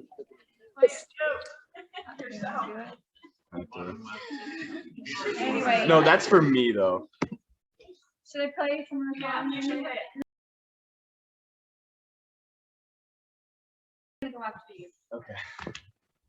So these past couple years, I've grown taller than my dad, and he did not like that sometimes. So like, I would just be getting up from off the couch, and he would just look at me and go, "You just think you're so tall, huh?" And I'm like, I didn't even do anything. I just stood up, and then he'd stand up and like square up against me and like push and shove at me. He goes like, "You may be bigger than me, but you're not bigger than me." And just like he just hated the fact that I started growing taller than him, and would always, still show that he was the man of the house, still wrestled, and this man had every joint in his body hurt, but he didn't give a crap. He'd still show everyone who's boss. So yeah, that's it from me. Lily, you had something?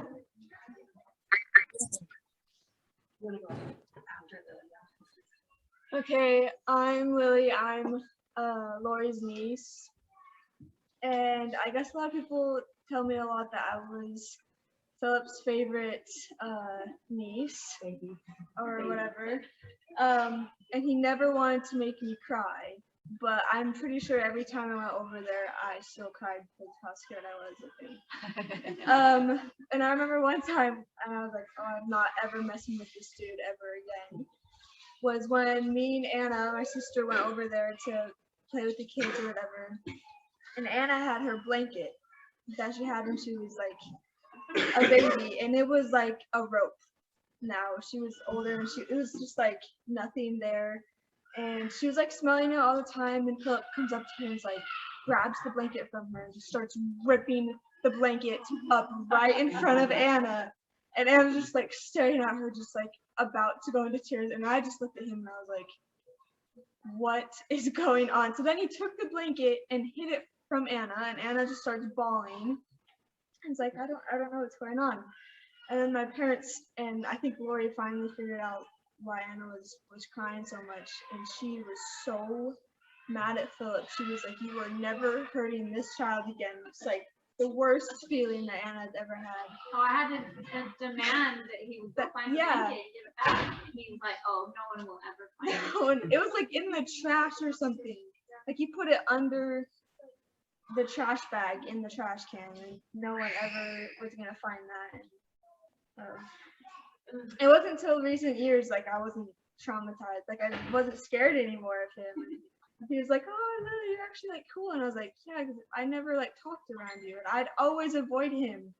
When I went over to Sky's house, I'd always just like if he was in the kitchen, I'd be like, oh, I gotta, go turn around and go find somewhere else to be. But I remember he loved me, I guess, but I was still like scared of him always. But yeah. Can I say one thing? Yeah, okay.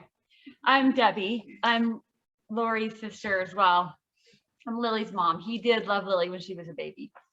I have been loving these stories because it's so fun to see all of Philip's different sides, and I'm just amazed at what a good dad he was. He played with his kids, and these kids are so important.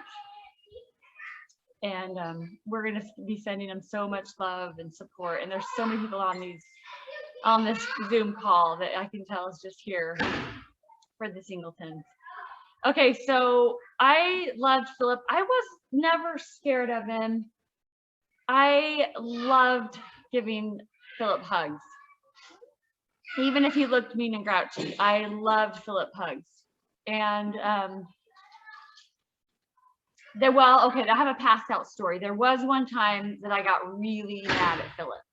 We were doing family pictures, and Philip didn't cause anyone to pass out, but he would not cooperate with family pictures. He was mad. Was there only Ashton, Skylar, and maybe? Wouldn't wear a tie. Yeah, he wouldn't put a tie on, okay, and he wouldn't smile. We all had ties on. And Lori was pregnant with Cade, and she had 2 little girls, not helping at all. Well, Janet was also pregnant, and she, in the middle of being in this room, we were all hot and sweaty and in a bad mood. It was, I don't know what happened, but Janet fainted in the middle of the pictures, and we have a really good photo of her actually falling backwards getting a picture. But we had like a 5-minute break or something. Well, I went over to Philip and I actually punched him in the gut, and I said, you're being a jerk to my sister. A little protective. And Philip actually was really protective over me through the years too. I felt that. But yeah, I called him a jerk. I don't think I swore, but it did feel good to punch him. I actually can't believe I did that, but he put a tie on. Did he put a tie on? No. Oh, he did. Oh, I thought I helped him. Anyways, we got a photo, a family picture, but the best picture of that whole thing is when Janet was fainting. So I guess who cares about the rest? And I wasn't ever mad at Philip, except one time at our house, he actually took Anna's blanket and hid it. Yeah, then that's the same one. Well, it was a couple times. I had to call him because it was a special blanket and she couldn't sleep without it.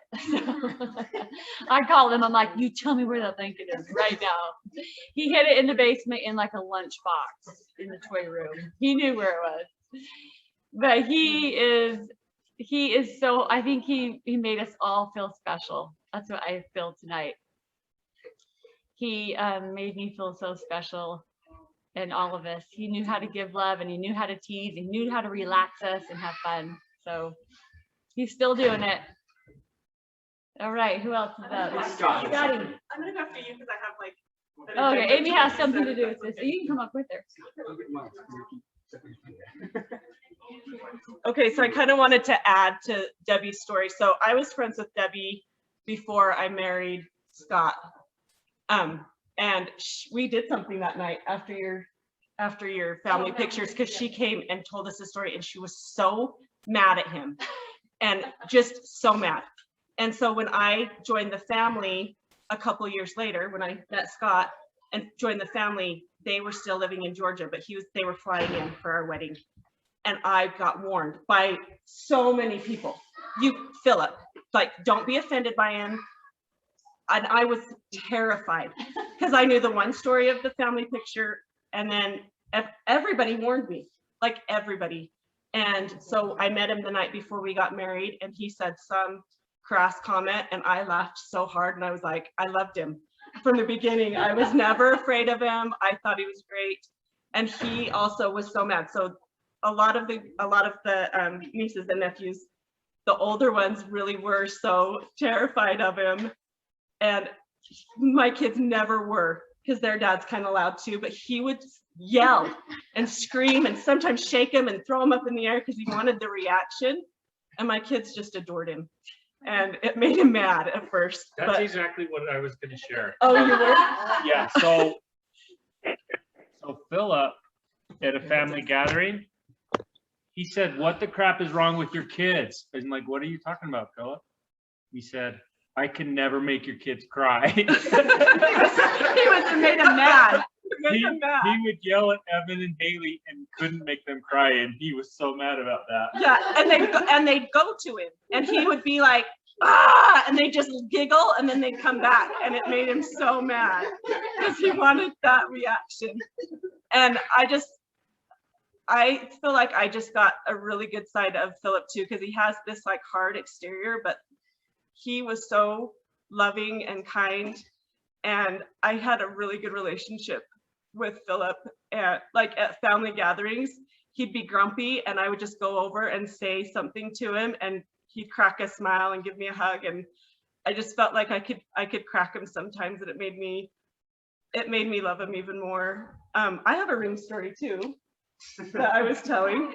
So Lori gave me a ring for my birthday one year, and it was so pretty, and I just kept saying, "This is so pretty, this is so pretty," and she said, "Actually, Philip bought it. Philip picked that out." And so that is tender, and I think I'm gonna start wearing it again. So I'm glad you have them. I have some too. I don't know if you want to go first, Andrew, or it just reminded me really fast with Amy that Philip had a knack, or I don't know what it was. He really liked to make this crazy first impression. And mine, what? The very first time that I met Philip. Oh yeah. We were driving down to Florida, a bunch of young single adults just gonna have a party over 4th of July. And we were picking him up and from his brother's house, and I had to use the bathroom, so I just went right straight into the bathroom. And I came out of the bathroom, and this guy was leaning somehow against the door, waiting for me to come out. We never met, ever seen each other. And he just looked at me and he said, "Did everything come out all right?" I mean, and I've never met anyone like him. And I looked at him and I said nothing, and I walked away. But I know that a lot of you have first impression stories, and they're not all very good.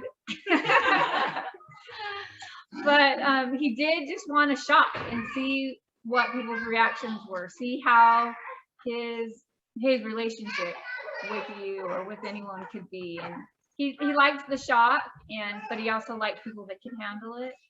And I guess I handled it. Laura, what are some things he said at wedding receptions?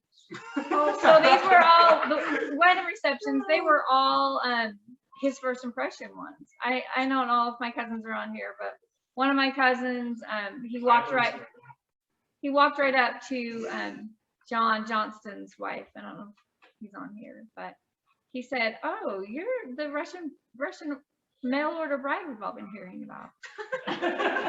She did not say anything.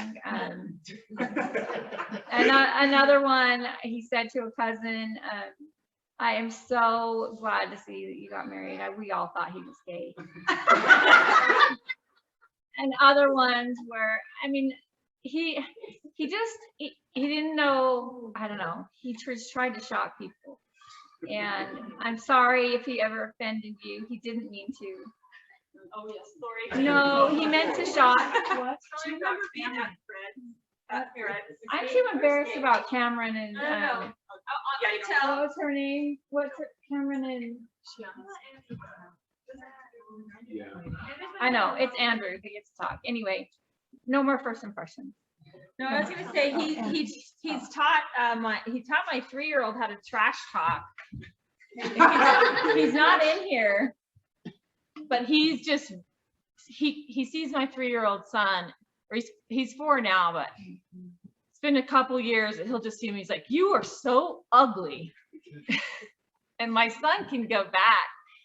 And it was a few months ago, and Philip was in the garage getting ready to pack and cleaning up their house, and he said something mean to my son about being ugly or whatever, and my son just looked and said, "You're a fat midget." And oh man, Philip just gave props to him every time he came back. He's like, "That's the way to do it, my boy. That's the way to do it."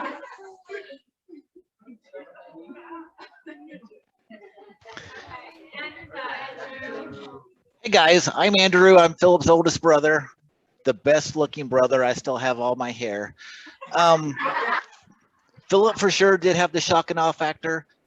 Kind of runs in the family. First time we meet you, we may say something racist, homophobic, and if you're offended, you'll be offended, and you know that's something we keep track of for later. If we ever meet you again, we'll definitely dig the knife in a little bit. Philip did hate wet willies. It would drive him nuts. He would kick and scream, and everybody would just watch out. The spider, the scared of spider, I may have attributed to that. I served my mission in Colombia, and we had big roaches in this one place I would stay. We would light them on fire, soak them in alcohol, and they would flame around. Pretty awesome stuff. So I decided one year I would send my brother Matthew a roach in an envelope. And Mel would take like 3 weeks to get to from Columbia to Georgia. And I knew my brother would always cut the envelope from the side and blow in it to poof it open so he could take out the letter. So this roach arrived, 3 weeks, it's dried and brittle. So he blows on it and roach pieces just fly into his face. He was not happy. And so if Philip was anywhere around there, I'm sure that scarred him forever. We were in Utah a couple of years ago, maybe 5, and he did love his fireworks, right? So he had these fireworks. They were called like American Odyssey or something. They were huge fireworks.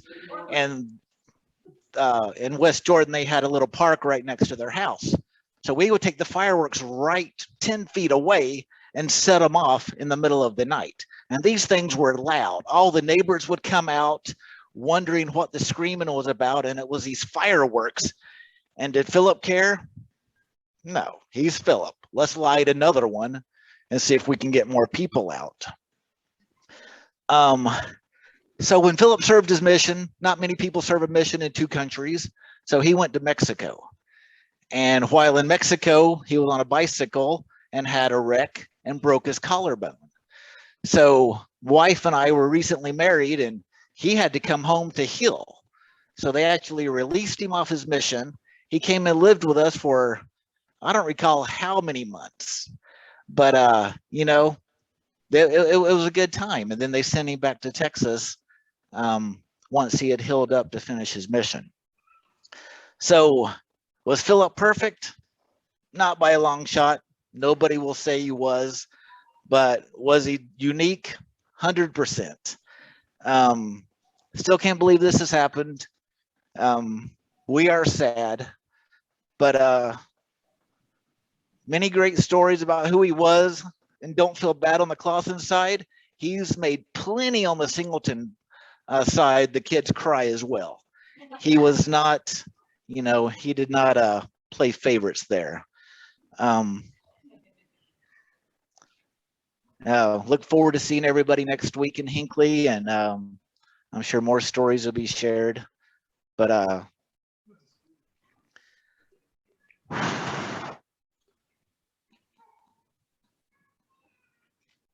we love Philip, we love Lori, we love all the kids. They were all in Georgia just March. We did The Walking Dead. We did, that was their whole Florida trip. And so they got to spend a couple of days in Carrollton and Noonan, and we got to visit. It was good times. And then we saw each other again in May for my brother's daughter's wedding. It was a hoot. Everybody had a great time. So I think I've seen Philip more, you know, in 2021 than I've seen him in, you know, many years combined. But we'd always enjoy their trips here, and you know, that was always not a cheap trip, and we really appreciated the time they took to come and visit and say hi. That's all I have. Thanks.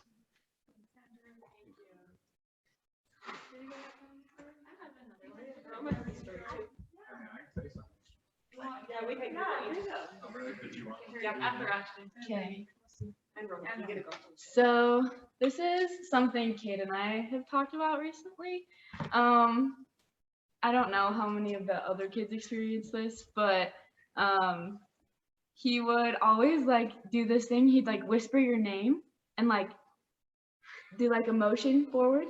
And when he did that, you knew he was gonna tell you something that mom didn't like, that he'd done something. Yes, like he'd done something that he knew mom would be mad about, but he wanted to tell you. He wanted you to be in on the secret. And so he'd pull you over and tell you how much he spent on something that he knew mom wouldn't be happy about, but we couldn't tell. Or just different things like that. Or like he'd show you something that he bought for mom's birthday, but you couldn't tell yet. Stuff like that. He just wanted you. He would always like bring his fist to his mouth like this too, like he's about to laugh, or like hide a smile, and then he'd tell you what was going on. But this one time, he pulled me over, and I'm pretty sure it was Cade who came too. He pulled me over, and he's like getting pretty late. He's like, "You want to go somewhere with me?" And I was like, "Okay." He's like, "Got to keep it quiet." And Cade came too, I think, if I remember right. And so he gets us in the van. He's like, "I need your help with something." And so he gets us in the van, and he drives us out into the middle of nowhere off the highway, and like just like grass as far as you can see. And he brings out his flashlight, and he's like, "Okay, we got to keep quiet." He like turns all the lights off in the car, and he shines this light out onto this old fridge in the middle of the field. And he's like, "I want that fridge. I want it." Huh? He did this multiple times with different things. But he asked our help because there was a house like relatively close, and he didn't want to get caught by that house. So we had to sneak our way through these fields. We're watching the house the whole time, waiting to see if any lights come on. And we like dragged this old, broken, rusted fridge through the field to the car because he had to have it. That was like one thing about my dad. If there was something free, like he liked stuff of any kind, but if it was free, it like gave him this like giddy rush almost. Like if it felt like stealing, even though it might not have been. Like every time we went to a restaurant, his pockets came filled with like taco sauce packets or salt packets, honey packets, anything, ketchup packets, whatever it was. If he'd get a little rush out of filling his pockets with something. So yeah, if you'd only get the rush, it was free. You're like, oh, Even in California, he like there was like free stuff. He was like, I have to have it. It's free, even though he didn't think about like the shipping at home was gonna cost him. oh yeah, he went on a work trip and his work was getting rid of stuff. He's like, it's all free, but to ship it all home, it costs him a lot more than that. But yeah, that was one If anybody thing. needs a computer, let me know. I got a basic. We have like program. 30 computers plus downstairs. I don't know what Dad was trying to do with them. Yeah, yeah. It looks like this. Oh, I don't know. I think she was. Oh, Leslie, you can mute yourself. You can mute. She did. Okay. Hello, I'm Brent. I am brother-in-law Philip. I guess there's the first impression of Philip was I met Deb and I went out to Georgia. We were hanging out with the Kimballs, and then we met in some parking lot to switch to the Singleton's car. And I think they had Ashton and Skylar at the time, so we didn't have seats in the car. So it was a Jeep, and we got in the very back of the Jeep. And I remember looking at Deb, and I was fearing for my life. He took off out of that parking lot. Like, I swear we caught air into the street. And yeah. Yeah, Philip was crazy. He one time snuck up behind me, and I guess he wanted to give me a big hug, and he grabbed a hold of me just as I like breathed out or so. I wasn't ready for him. Like, I couldn't get locked down. He kept squeezing. Finally, I think he cracked a rib. and I couldn't breathe for like 3 months. It hurt forever. Every time I was like, Philip, he cracked my rib. And just like, you know, when we played craps or played poker or whatever, I went to Wendover with him a few times, and he only needed about 5 minutes. He'd be playing craps, and I'd have my $5 out there, and all of a sudden out of the corner of your eye, you'd see this, and I'd look over, and there's like all of his chips on the table at once. He's like, and then he would win or something, and then he'd be like, like, you got it, and then he'd lose it or something, and you'd see him wander off. But I think the funniest thing is there was kind of a tradition that formed about going to Scone Cutter for all the people that would get married. And I can Don't give too many details. I know, Like but a I can night- just remember Philip giving advice, and I would just say, just do the opposite of that, and you'll be just fine. Yeah. Like wedding night. Yeah, It was wedding night advice. wedding The night. night before the wedding. Yeah. Just don't do that. Philip could be generous to a fault. It was awesome. That's a great lecture. Progress. Okay, so Philip is my uncle. He was a pretty gay guy. It was actually a few weeks ago. We were all running around playing a game, and then he catches me, and he's holding on my shirt, and he says in a really deep voice, "This is never gonna be a big enough play for you guys, is it?" And then I'm like, I don't know, maybe it isn't. And then after that, he just held the back of my shirt forever, and he just like, oh, I could do this forever. Like, he can't do anything about it.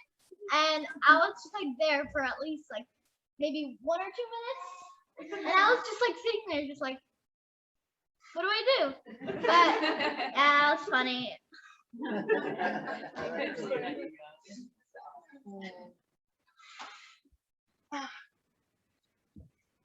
Okay, so I'm sister-in-law, and I try to avoid coming up because I'm also a baby. But I think I'll do my first impression of Philip first. And I really don't know if it was the day before the wedding or the day of the wedding.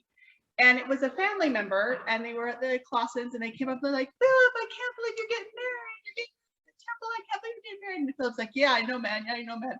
And Philip turned his face. So I saw his face, and it was like he won the lottery. Like he felt he was getting the greatest gift from God, and he was never going to let it go. And I saw that, and that was my first impression of him.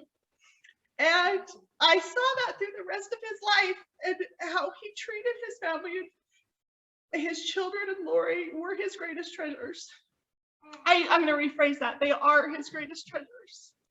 So that's my first impression of Philip, and maybe that changed how I like the funny Philip stories, but I treasure the tender Philip moments.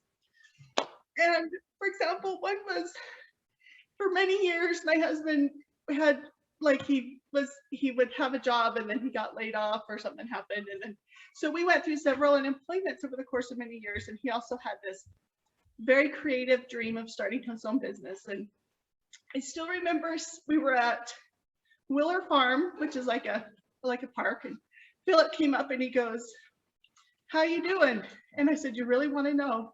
And he says, "That's why I asked." And I unloaded how hard the whole experience was and where I was and all my struggles.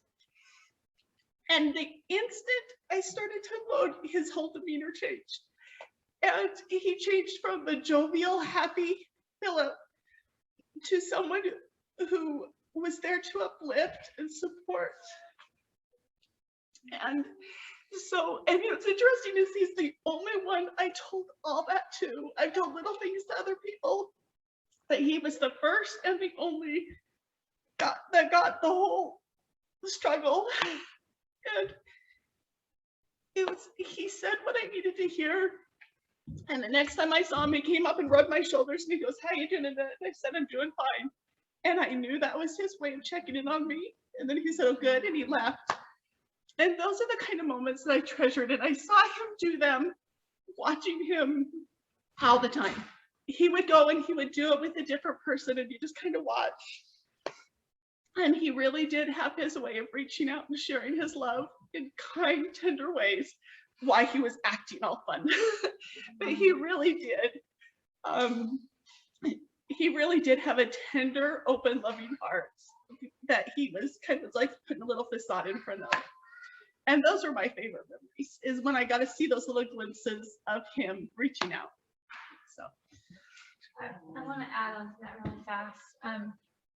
I don't know if very many of you did see that side of him. He was so giving and loving that he didn't want anyone to know.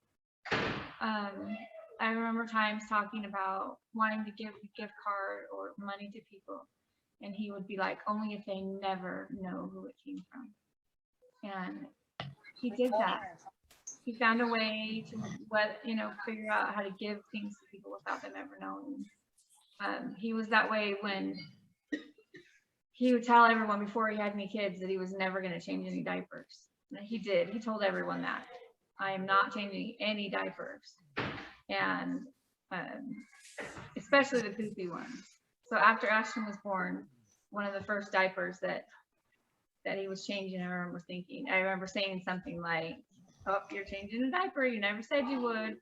And he turned and looked at me and he said, "If you ever tell anyone that I did this, I'll never change another one." So I kept it very quiet because he did change a lot of diapers through the years. He would never let you change one on Mother's Day. He would do all of them. I think Mother's Day was the only day. I have to admit, older than they became I have to admit, he probably did 1% of the diapers, but he did change some. I've got another story. We'll just keep telling them unless everyone does. Yeah. Don't feel bad. We want to hear. Yeah, let us know. Text, raise your hand. Okay, Ethan will tell while you guys speak. Where's your story? This is a story that no one. I'm the only person that has seen this. I don't know how old I was. I was probably like 13, and I woke up at probably like 3 or 4 a.m. and I needed to go get a drink of water. So I walked into the kitchen and see a single light on, and he's just sitting at the kitchen table by himself with his glass of milk. And I asked him, like, "What are you doing up so late?" He looks at me, probably the closest I've ever seen him crying. And he looks at me dead in the eyes and says, "Do you think I'm a good father?" And I remember just breaking down on the spot because I thought he was the best You're my favorite person on the planet. And here he is, not able to sleep because he thinks he's a bad father. And that has always stuck with me. Just the fact that he was always, no matter how much he complimented himself, he actually thought pretty low of himself, thinking of himself as the worst father. And I just know that's a sign that I think I might be the only person to ever hear those words leave his mouth. And sorry. I just wanted to say this, like with Ethan saying that, like anytime we would do any family get-togethers, Philip was surrounded by his kids laughing. Like cousins would be off and his kids, especially his boys, would just be around him laughing. I kind of want to know what he was saying, but it was so sweet because they just had such a great relationship. He was such a great dad.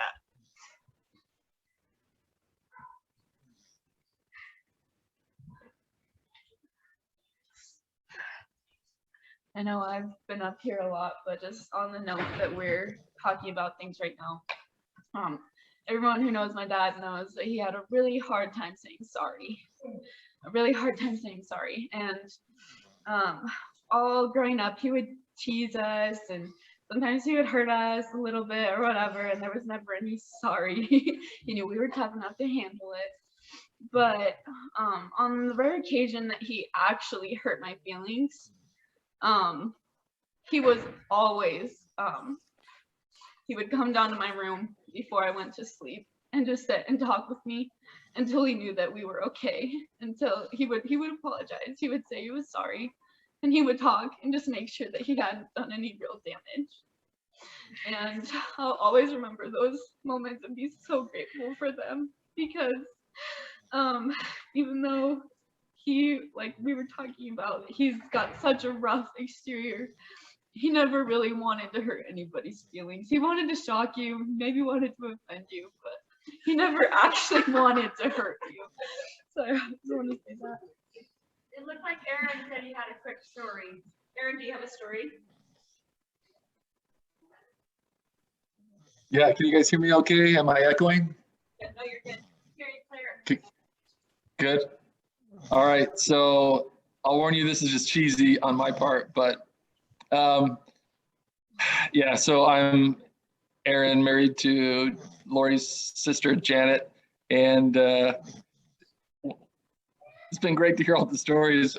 When I think of Philip, I can't help but thinking about scars, and in the best possible way. And what I mean by that is my first story, or one of the first times that I met Philip was Jen and I flew to Georgia, and it was during Philip was having one of his pool romps, just drowning everyone, including myself. And I like Scott was saying, I didn't take my wrestling match with him very seriously, and I found myself pretty soon bleeding. He left a scar on my hand from when his nail just dug into my hand and cut me open. And that was the first physical scar that Philip left. All your guys' stories that I hear, it makes me think about the emotional scars that he left behind. And again, I say that in the best possible way, whether that was shock and awe, trying to see what you would do whenever he would say something to you, and if you would stay by his side after he said whatever he wanted to say.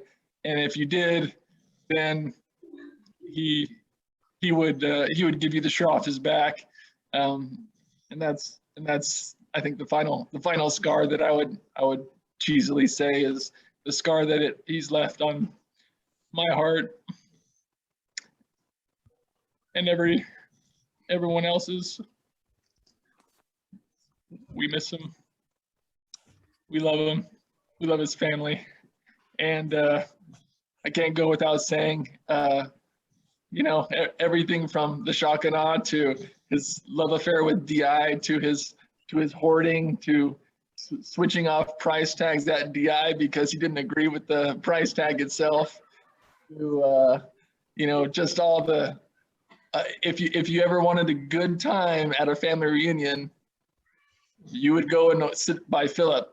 You had to guard yourself because you might become the subject of his, you know, attack, but you were in store for a great time, and we love them. We love all the Singletons and everyone, and can't wait to see everyone. Thanks. And there are a couple who have said they want to say something, but I don't know. Who was it? If you said you wanted to say something, go ahead and start talking, and you'll pop up.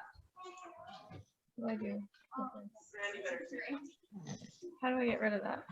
Can you hear me okay? Yeah. How do I get rid of this chat? Where? So I'm going to tell a story really quick.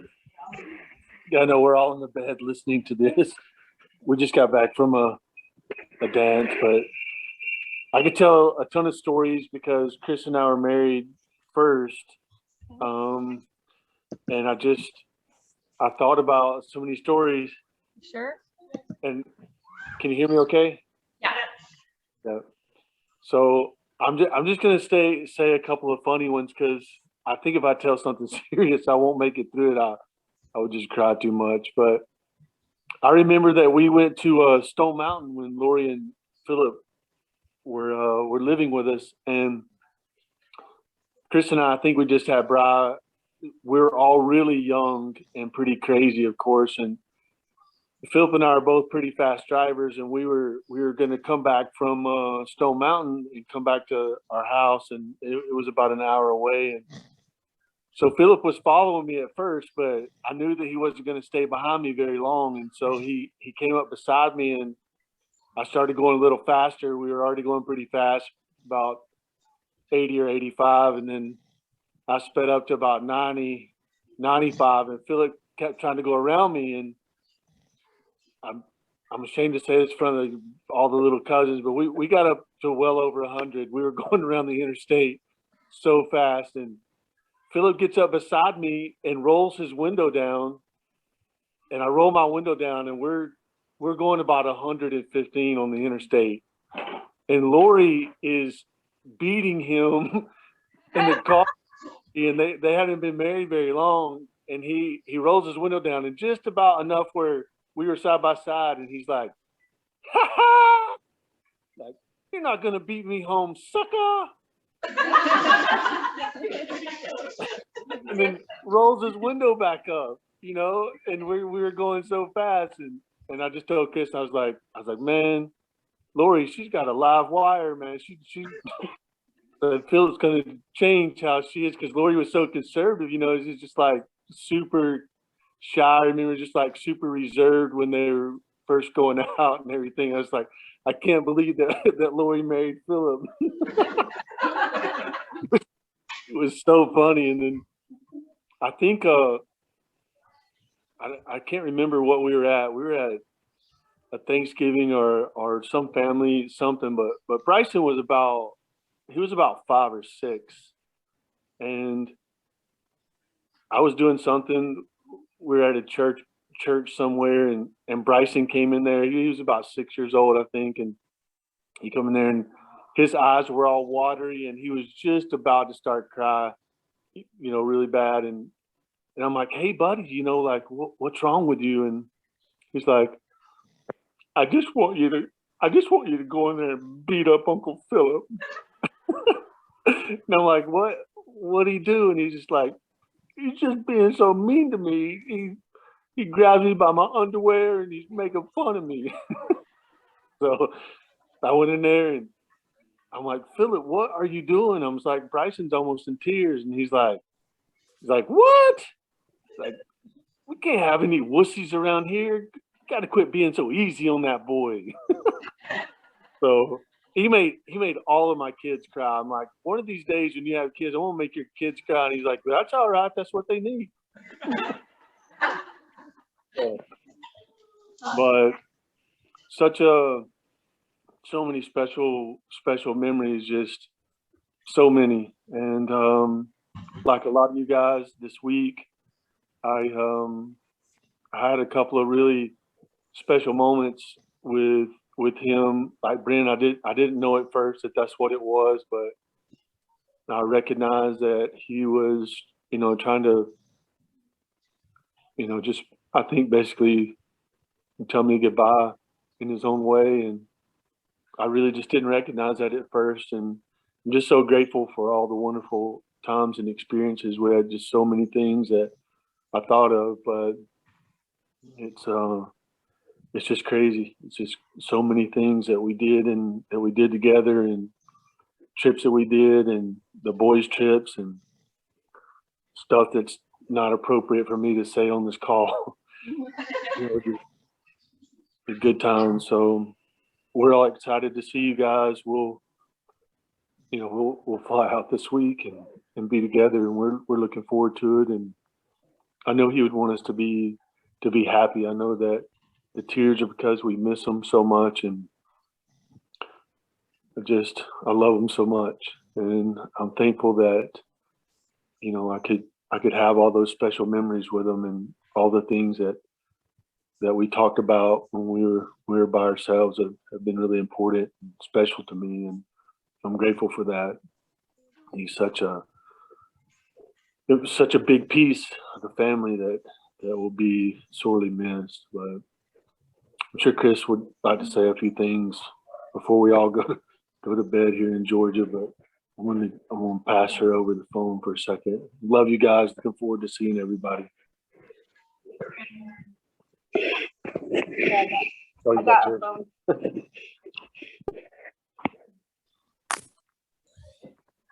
Oh, yes, you have your own.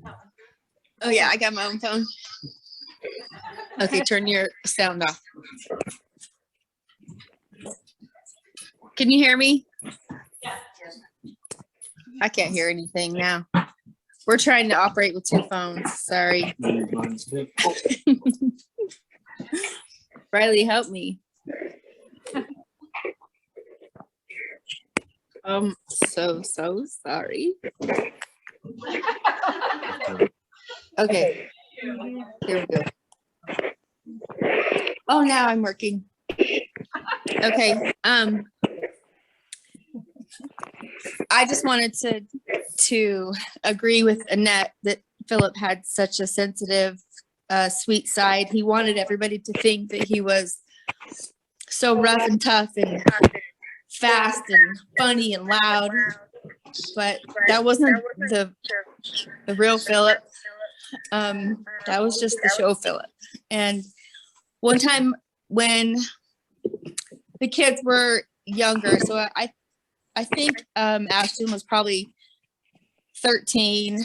We were visiting, but I had come over to pick up the girls, and Philip didn't know I was there. Lori was gone for something for a few hours, so it was just Philip and the kids, and the house was a disaster the day before because we were just visiting for the weekend, and Philip had cleaned the whole house, but he had the music blasting and he was dancing, and he didn't hear me come in.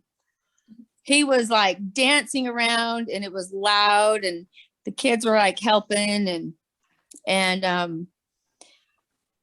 I went to grab Skylar, and he still hadn't seen me, and I came around and he was changing a diaper. So I'm not sure who the baby was, but he jumped up and because I scared him, and he's like, "Oh, you're not supposed to see me changing a diaper." And he was mad that I caught him being sweet and changing a diaper because he said, "I don't change diapers." I'm like, "You have 8 kids and you don't change diapers." Okay. But he was sweet and sensitive, even though he didn't want people to think that he was. You got anything? No, did Riley have something? No. She was gonna sing a song, but she can do that. She can do that later. She can do it later. All right, Nancy's got something. I'm Nancy, Lori's aunt. I still can't. So, before I got married, I couldn't have. I have to look at Lori while I'm saying. Okay. Yeah, you can sit back up No, here. before they got married. Yeah. Yeah, you have to talk that way. Before they got married, I said, Lori, are you sure? Lori, what?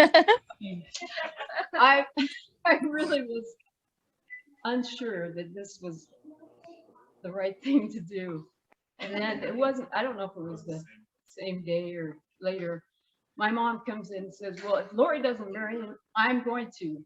And I think Philip said, come on, baby. No, he got down on one knee and proposed. Did he do that? He did. He said, Roma, will you marry me? And she jumped, yes, I will. Oh, but that was before he proposed to me though. oh. He proposed to her first. Well, I was nervous about Lori and Philip, I will say, but that all went away. And I only rode in a car with him driving once. That's it. And I said, never again will we ride with Philip. I remember he asked me, well, can I drive your car? No, you cannot drive. Anyway, we love Philip. Yeah. Anybody can say anything. Yeah, anybody that wants to, you just unmute your phone or whatever and start talking. Okay. I'm Haley and I'm Philip's niece. And I feel like I either adored Philip or I was just like absolutely terrified of him. And we lived near their old house. That's where our school was. And we'd walk home and we'd stay at their house and we'd sit like by the rock by their house. And Philip, if you saw us, he'd usually say hi. And this one day he said hi and he went back inside. And a couple minutes later, my mom still wasn't there. She was probably, I think she was like working later, so she left later. And he comes out and he's like, geez, you're still here. And I was like, yeah, like my mom's kind of late. He's like, okay, if you aren't gone in a couple minutes, I'm gonna kick you off my property. And I was like, oh my gosh. So he went back inside and I was like, okay, it'll be fine. She'll be in a couple minutes. And a couple minutes later, she still was not here. And I was like, no. And I see like the door opening and I'm like, crap, okay. I didn't know what was gonna happen. Like I was scared. And he comes out with cupcakes. And he's like, you guys want some? And I was like, are you sure? And he's like, yeah, we got plenty. So he gave us cupcakes and he's like, is your mom gonna be here soon? And I was like, yeah, I called her, she's gonna be here soon. He's like, okay, good. He's like, okay, see you guys. And I know it's just cupcakes, but it showed me like, even though sometimes he's scary, how like loving and giving he was. And he was a great uncle and a great dad and a great person.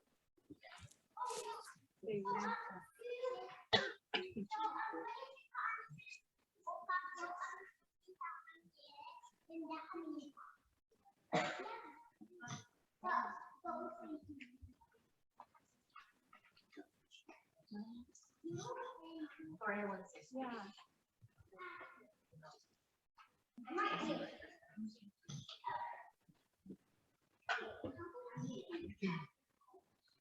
So I'm Lori's mom, and none of these stories surprise me at all. And I rode with Philip more than one time because I didn't really have a choice, but I never prayed so hard being in the back seat that we could be alive when we got done. But I think watching Philip move his family here, as far as the physical part, I saw how tough he really is, because he was limping, he was coughing, his voice was raspy, and he didn't give up. He worked day in and day out, and every day, you know, Philip was sick for a month, but they had to get moved. And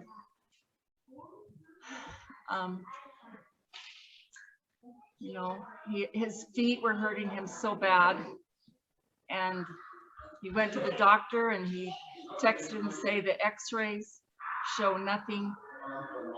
but they are killing me. And I have no doubt that this was Philip's time to go. He got his family moved here, and he worked his tail off. And I love you, Philip. I'm glad that you married Lori, and we're all gonna miss him, but we've got to make it because they're sealed together and they'll be together again.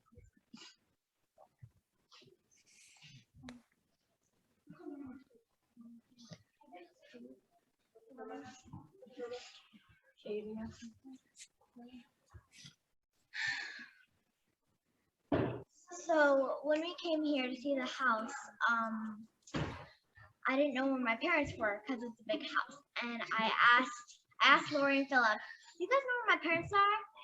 And then Philip looked at me and got in a crying voice and said, "Oh, you want your mommy and daddy."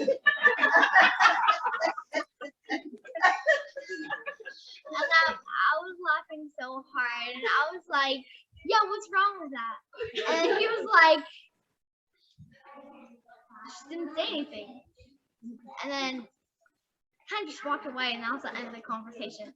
But yeah, it made me laugh, and that was really funny. Okay, I know this has gone long. I just have one last thing. Yeah, I'm not gonna stop anybody. I just don't want it.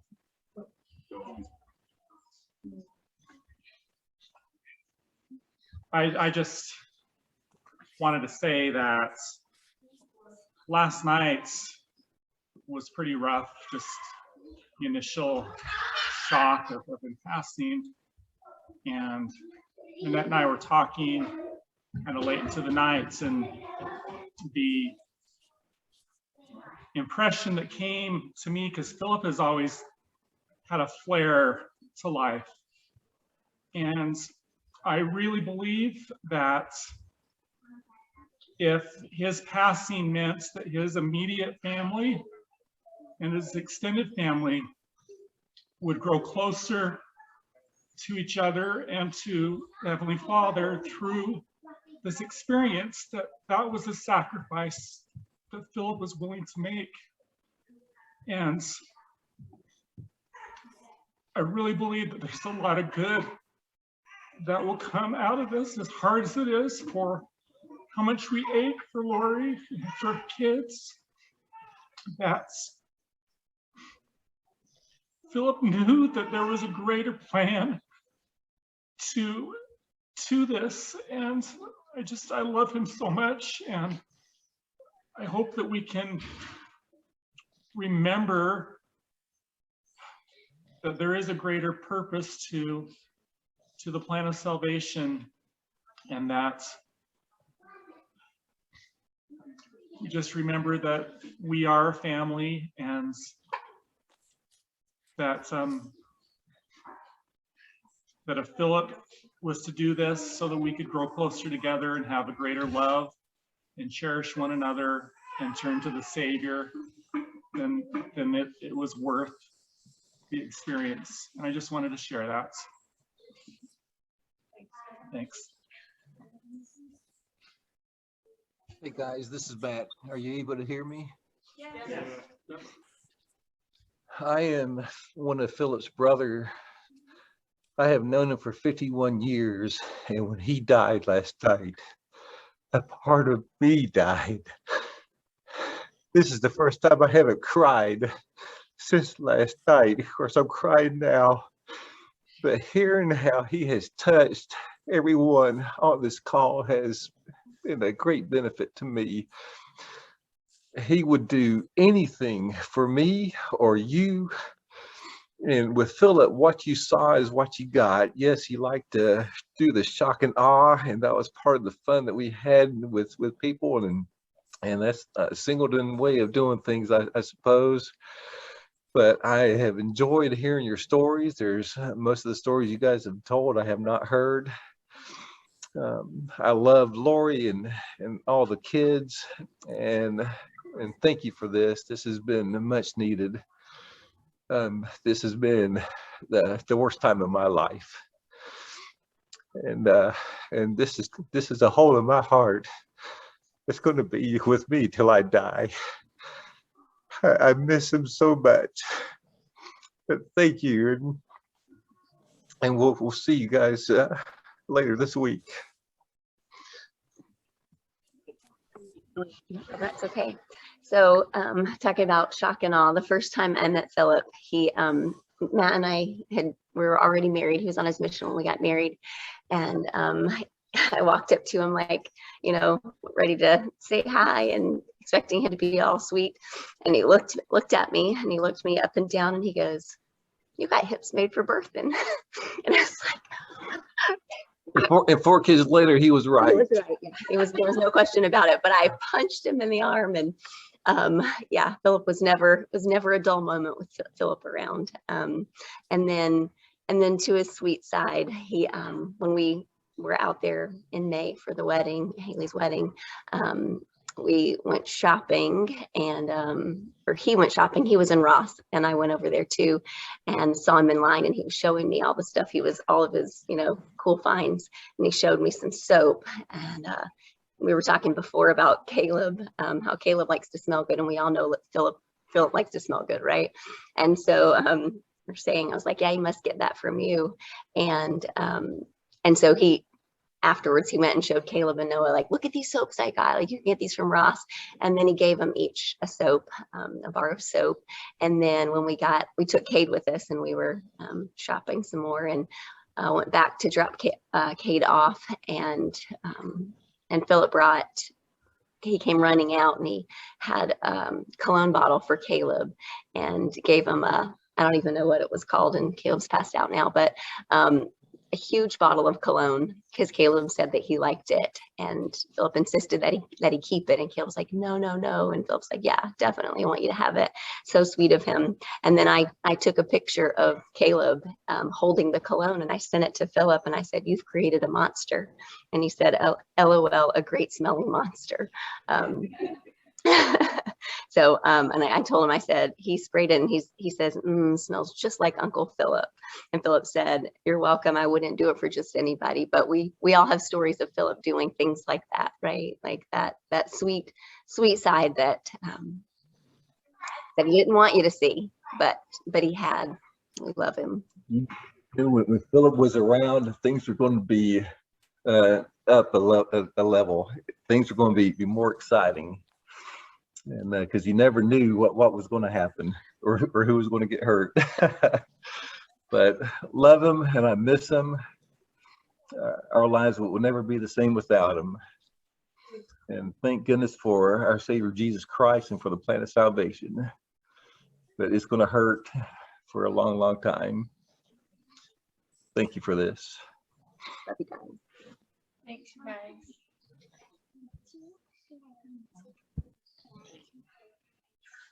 Summer, come here. Oh, you can't. Summer's been crying all night, and all day. Yeah, she's so sweet. She keeps saying, "Mom, I just want to tell everyone that I love my dad." That's not a story. She's so sweet. Or I told her about Haley rather in life. You remember that? I remember it. I don't like that story. Okay. I don't know.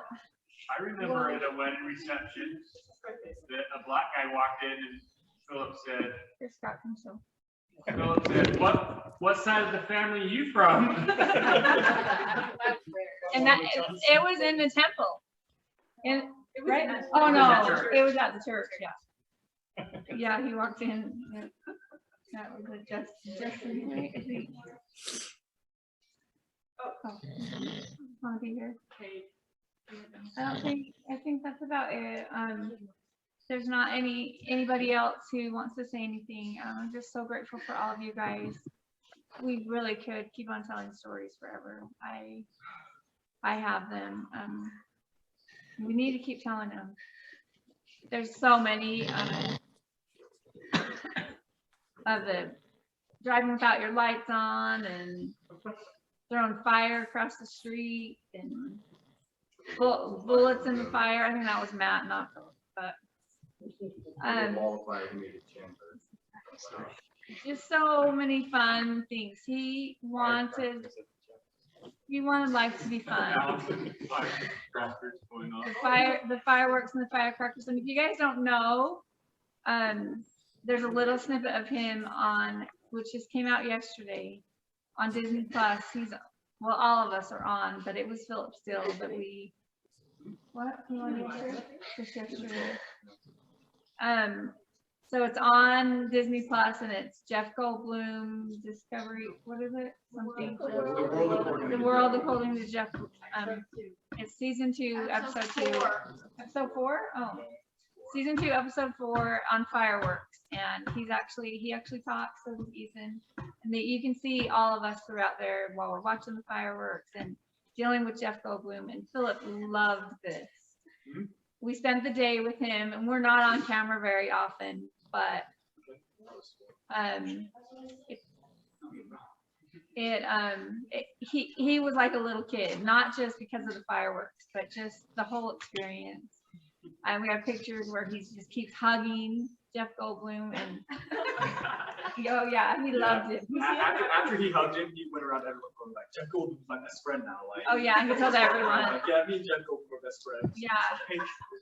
So you'll have to take a look at it. We're only in probably the first 10 minutes of it, but it's crazy that it actually came out on the day that he died, and it was supposed to come out a year ago. And so he never got to see it on this earth, but he saw it. Anyway, I am just so grateful for all of you guys and for the support that you give, and just if I can ask anything, just please, all of you, to help support me. The kids are going to be hurting. They lost their funnest person in their life. It just reminded me of a story really quick that Philip and I were primary teachers together, and of course all the kids loved him, and I was the one who gave the lesson. And one day he was in the library getting all the stuff I told him to get, and all the kids were like, "Oh, where's the fun teacher?" And I just said, "Oh, he's here, he'll be back." And it didn't hurt me at all because I knew he was the fun one. And I feel for my kids because they lost their fun parent. You are fun. I'm fun, but no one compares to her. And I'll try my best to just have fun and try to help make their lives fun and try to fill the void. And I don't know if anyone else can try to fill that void. So I think especially Andrew and Matthew, you guys have to reach out to my kids, and they have to have you in their lives. And no one in this family is as funny. No, I'm sorry. He was the funniest person on this earth. He really was. I laughed every single day of my life with him. And I always told everyone that I didn't know what fun was until I met him. I didn't know what it meant to truly be happy. And I'm just so grateful that I got to spend the years that I did with him. And that I'm gonna see him again, and I'm gonna feel him in my life daily. I think he's not going anywhere. He's right by our side. And thank you. Hello, Lori. Oh, hi, Dave. Yeah, you go ahead. Can I say something? Can you see me? Yep. Just half of your face. Yeah, only half your face. You move a little. Let's see. There you go. Okay. First of all, I want to thank you, Lori. I went to your house one time, and you had this big mixer that you used to make cookies and mashed potatoes, and it was a KitchenAid. And I got one for my wife. I was so impressed. And I want to say something about Philip. I think we were at a wedding reception with one of Christy's children, I think. And all of a sudden I saw Philip come into the reception room, and he had a plate of food in his hand, and I think there was a big steak in it. Oh. And I don't, and I don't know if I asked him or somebody said, "Where did you get that?" And he said, "I just went over there and got in line and got it." And I think there was another wedding reception going on in an adjacent room. There was. I didn't know.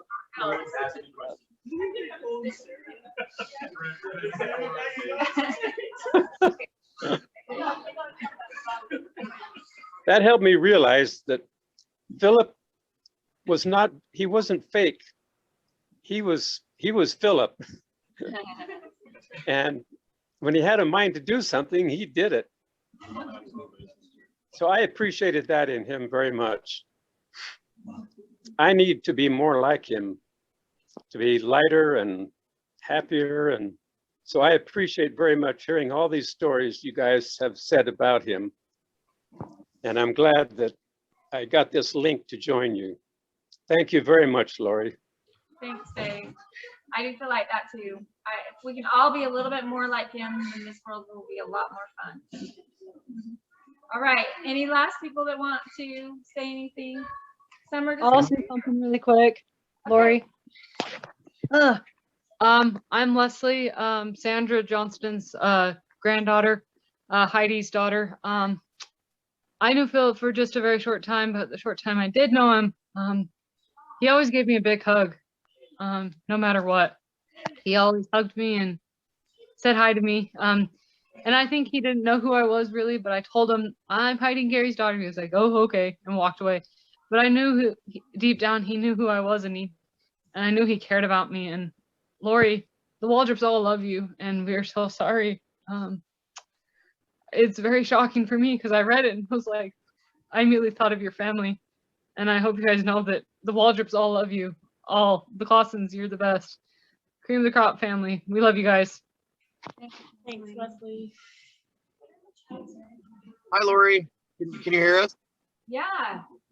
Hi, this is Katrina and Aaron. Love it. How are you? Hi. So we just found out about it. I'm glad we got the Zoom call. And I just wanted to let you know that our hearts and prayers are with you all the way from East Texas, and that Phil had a huge impact with me and my boys. My boys are very saddened to hear of his passing. And the one thing they both said is we need to get some big fireworks to go celebrate for him. So I know. I feel like I should invite them off tonight. yeah. We can get those in Texas. We can get a lot of them and big ones year round. So we will do that for Christmas and the New Year. We'll do it in his honor. We want to know that we love you. We're sorry to hear Phil's passing. He will be missed. Braden just did a little text. His microphone doesn't work on his computer, but he said that Philip is a legend among the kids. So,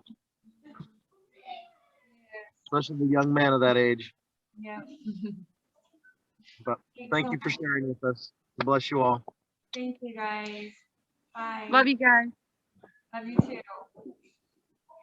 Summer, are you ready to say anything? Summer's just so sweet and then sobbing, and that's okay.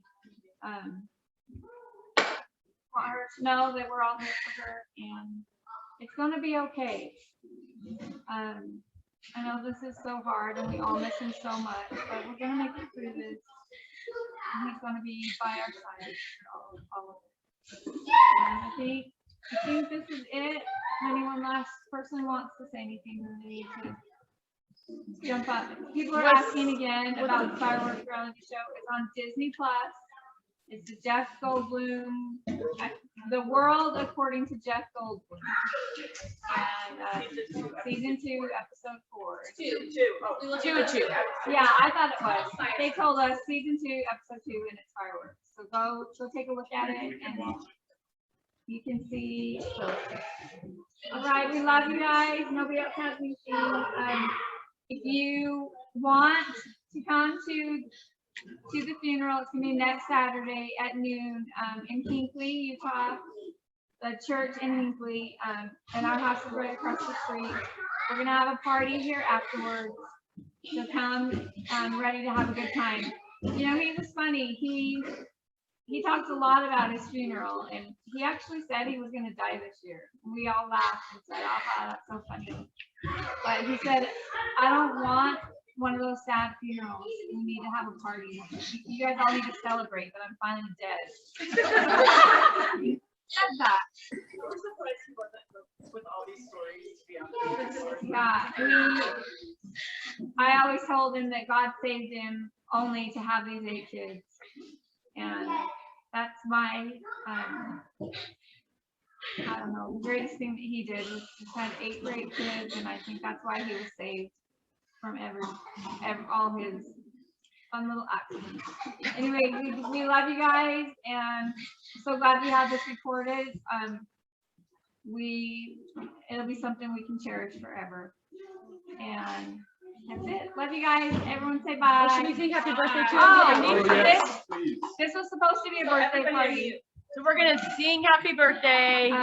Yeah, we'll just sing to finish it. We didn't get to celebrate his birthday this year, so we're gonna we sing. We have ice cream too. We have ice cream to celebrate. You guys can come join us. I'm not gonna start the song.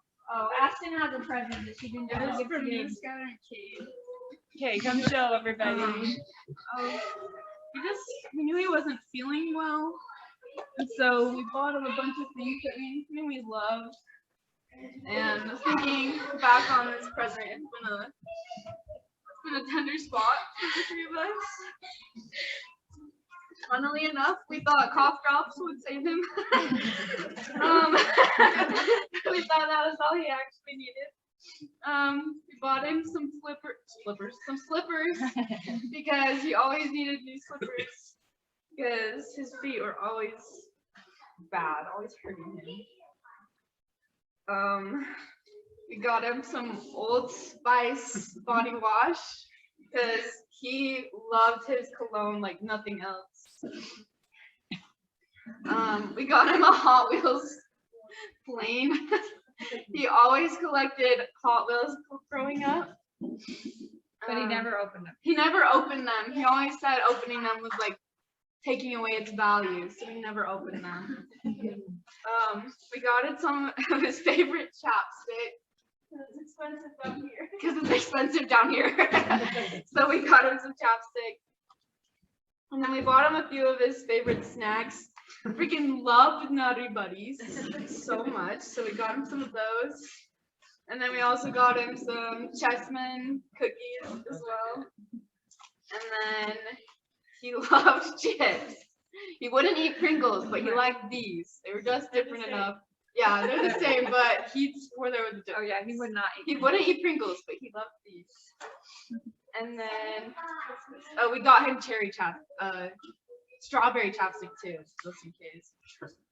And then, we got him a candle that is like kind of spicy. He loves anything with like cloves and cinnamon and stuff like that. So we got him that. And lastly, we got him a t-shirt, Jurassic Park t-shirt. Could be some. The last time we bought him a t-shirt, it was too small, so I was determined to get him one that would fit. It's starring his best What friend. did it say? Oh, yeah. What did it say? Life finds a way. Life finds a way. What did this actually really say? Life finds a way. And it's from his best friend. Oh yeah, Jeff Goldblum. That's his quote too. So thanks, Ashley. That's pretty cute. Okay, you want to say something? Oh. We have one more that wants to say something. So I never knew him. From all these stories, I can tell he is a very, very nice man. Kind of repeated it. I don't know if everybody could hear what he said. Just a really nice person. This cute boy is visiting, and he can just tell that Philip's a really nice person. Thank you so much. He is. The spirit's so strong here. I think we can all feel it. Okay, let's unmute and sing this sing happy birthday to Philip. Everyone's gonna unmute? Yeah, let's sing it Yeah. loud. Unmute, you guys. Unmute yourself. We're gonna sing happy birthday to Philip. Unmute. This is not going to go well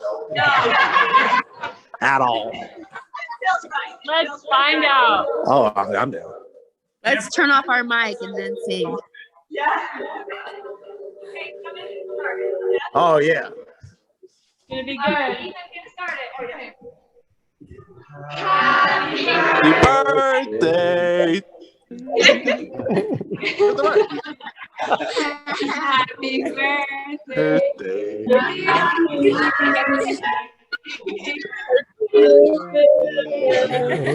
Happy birthday. Why is it off?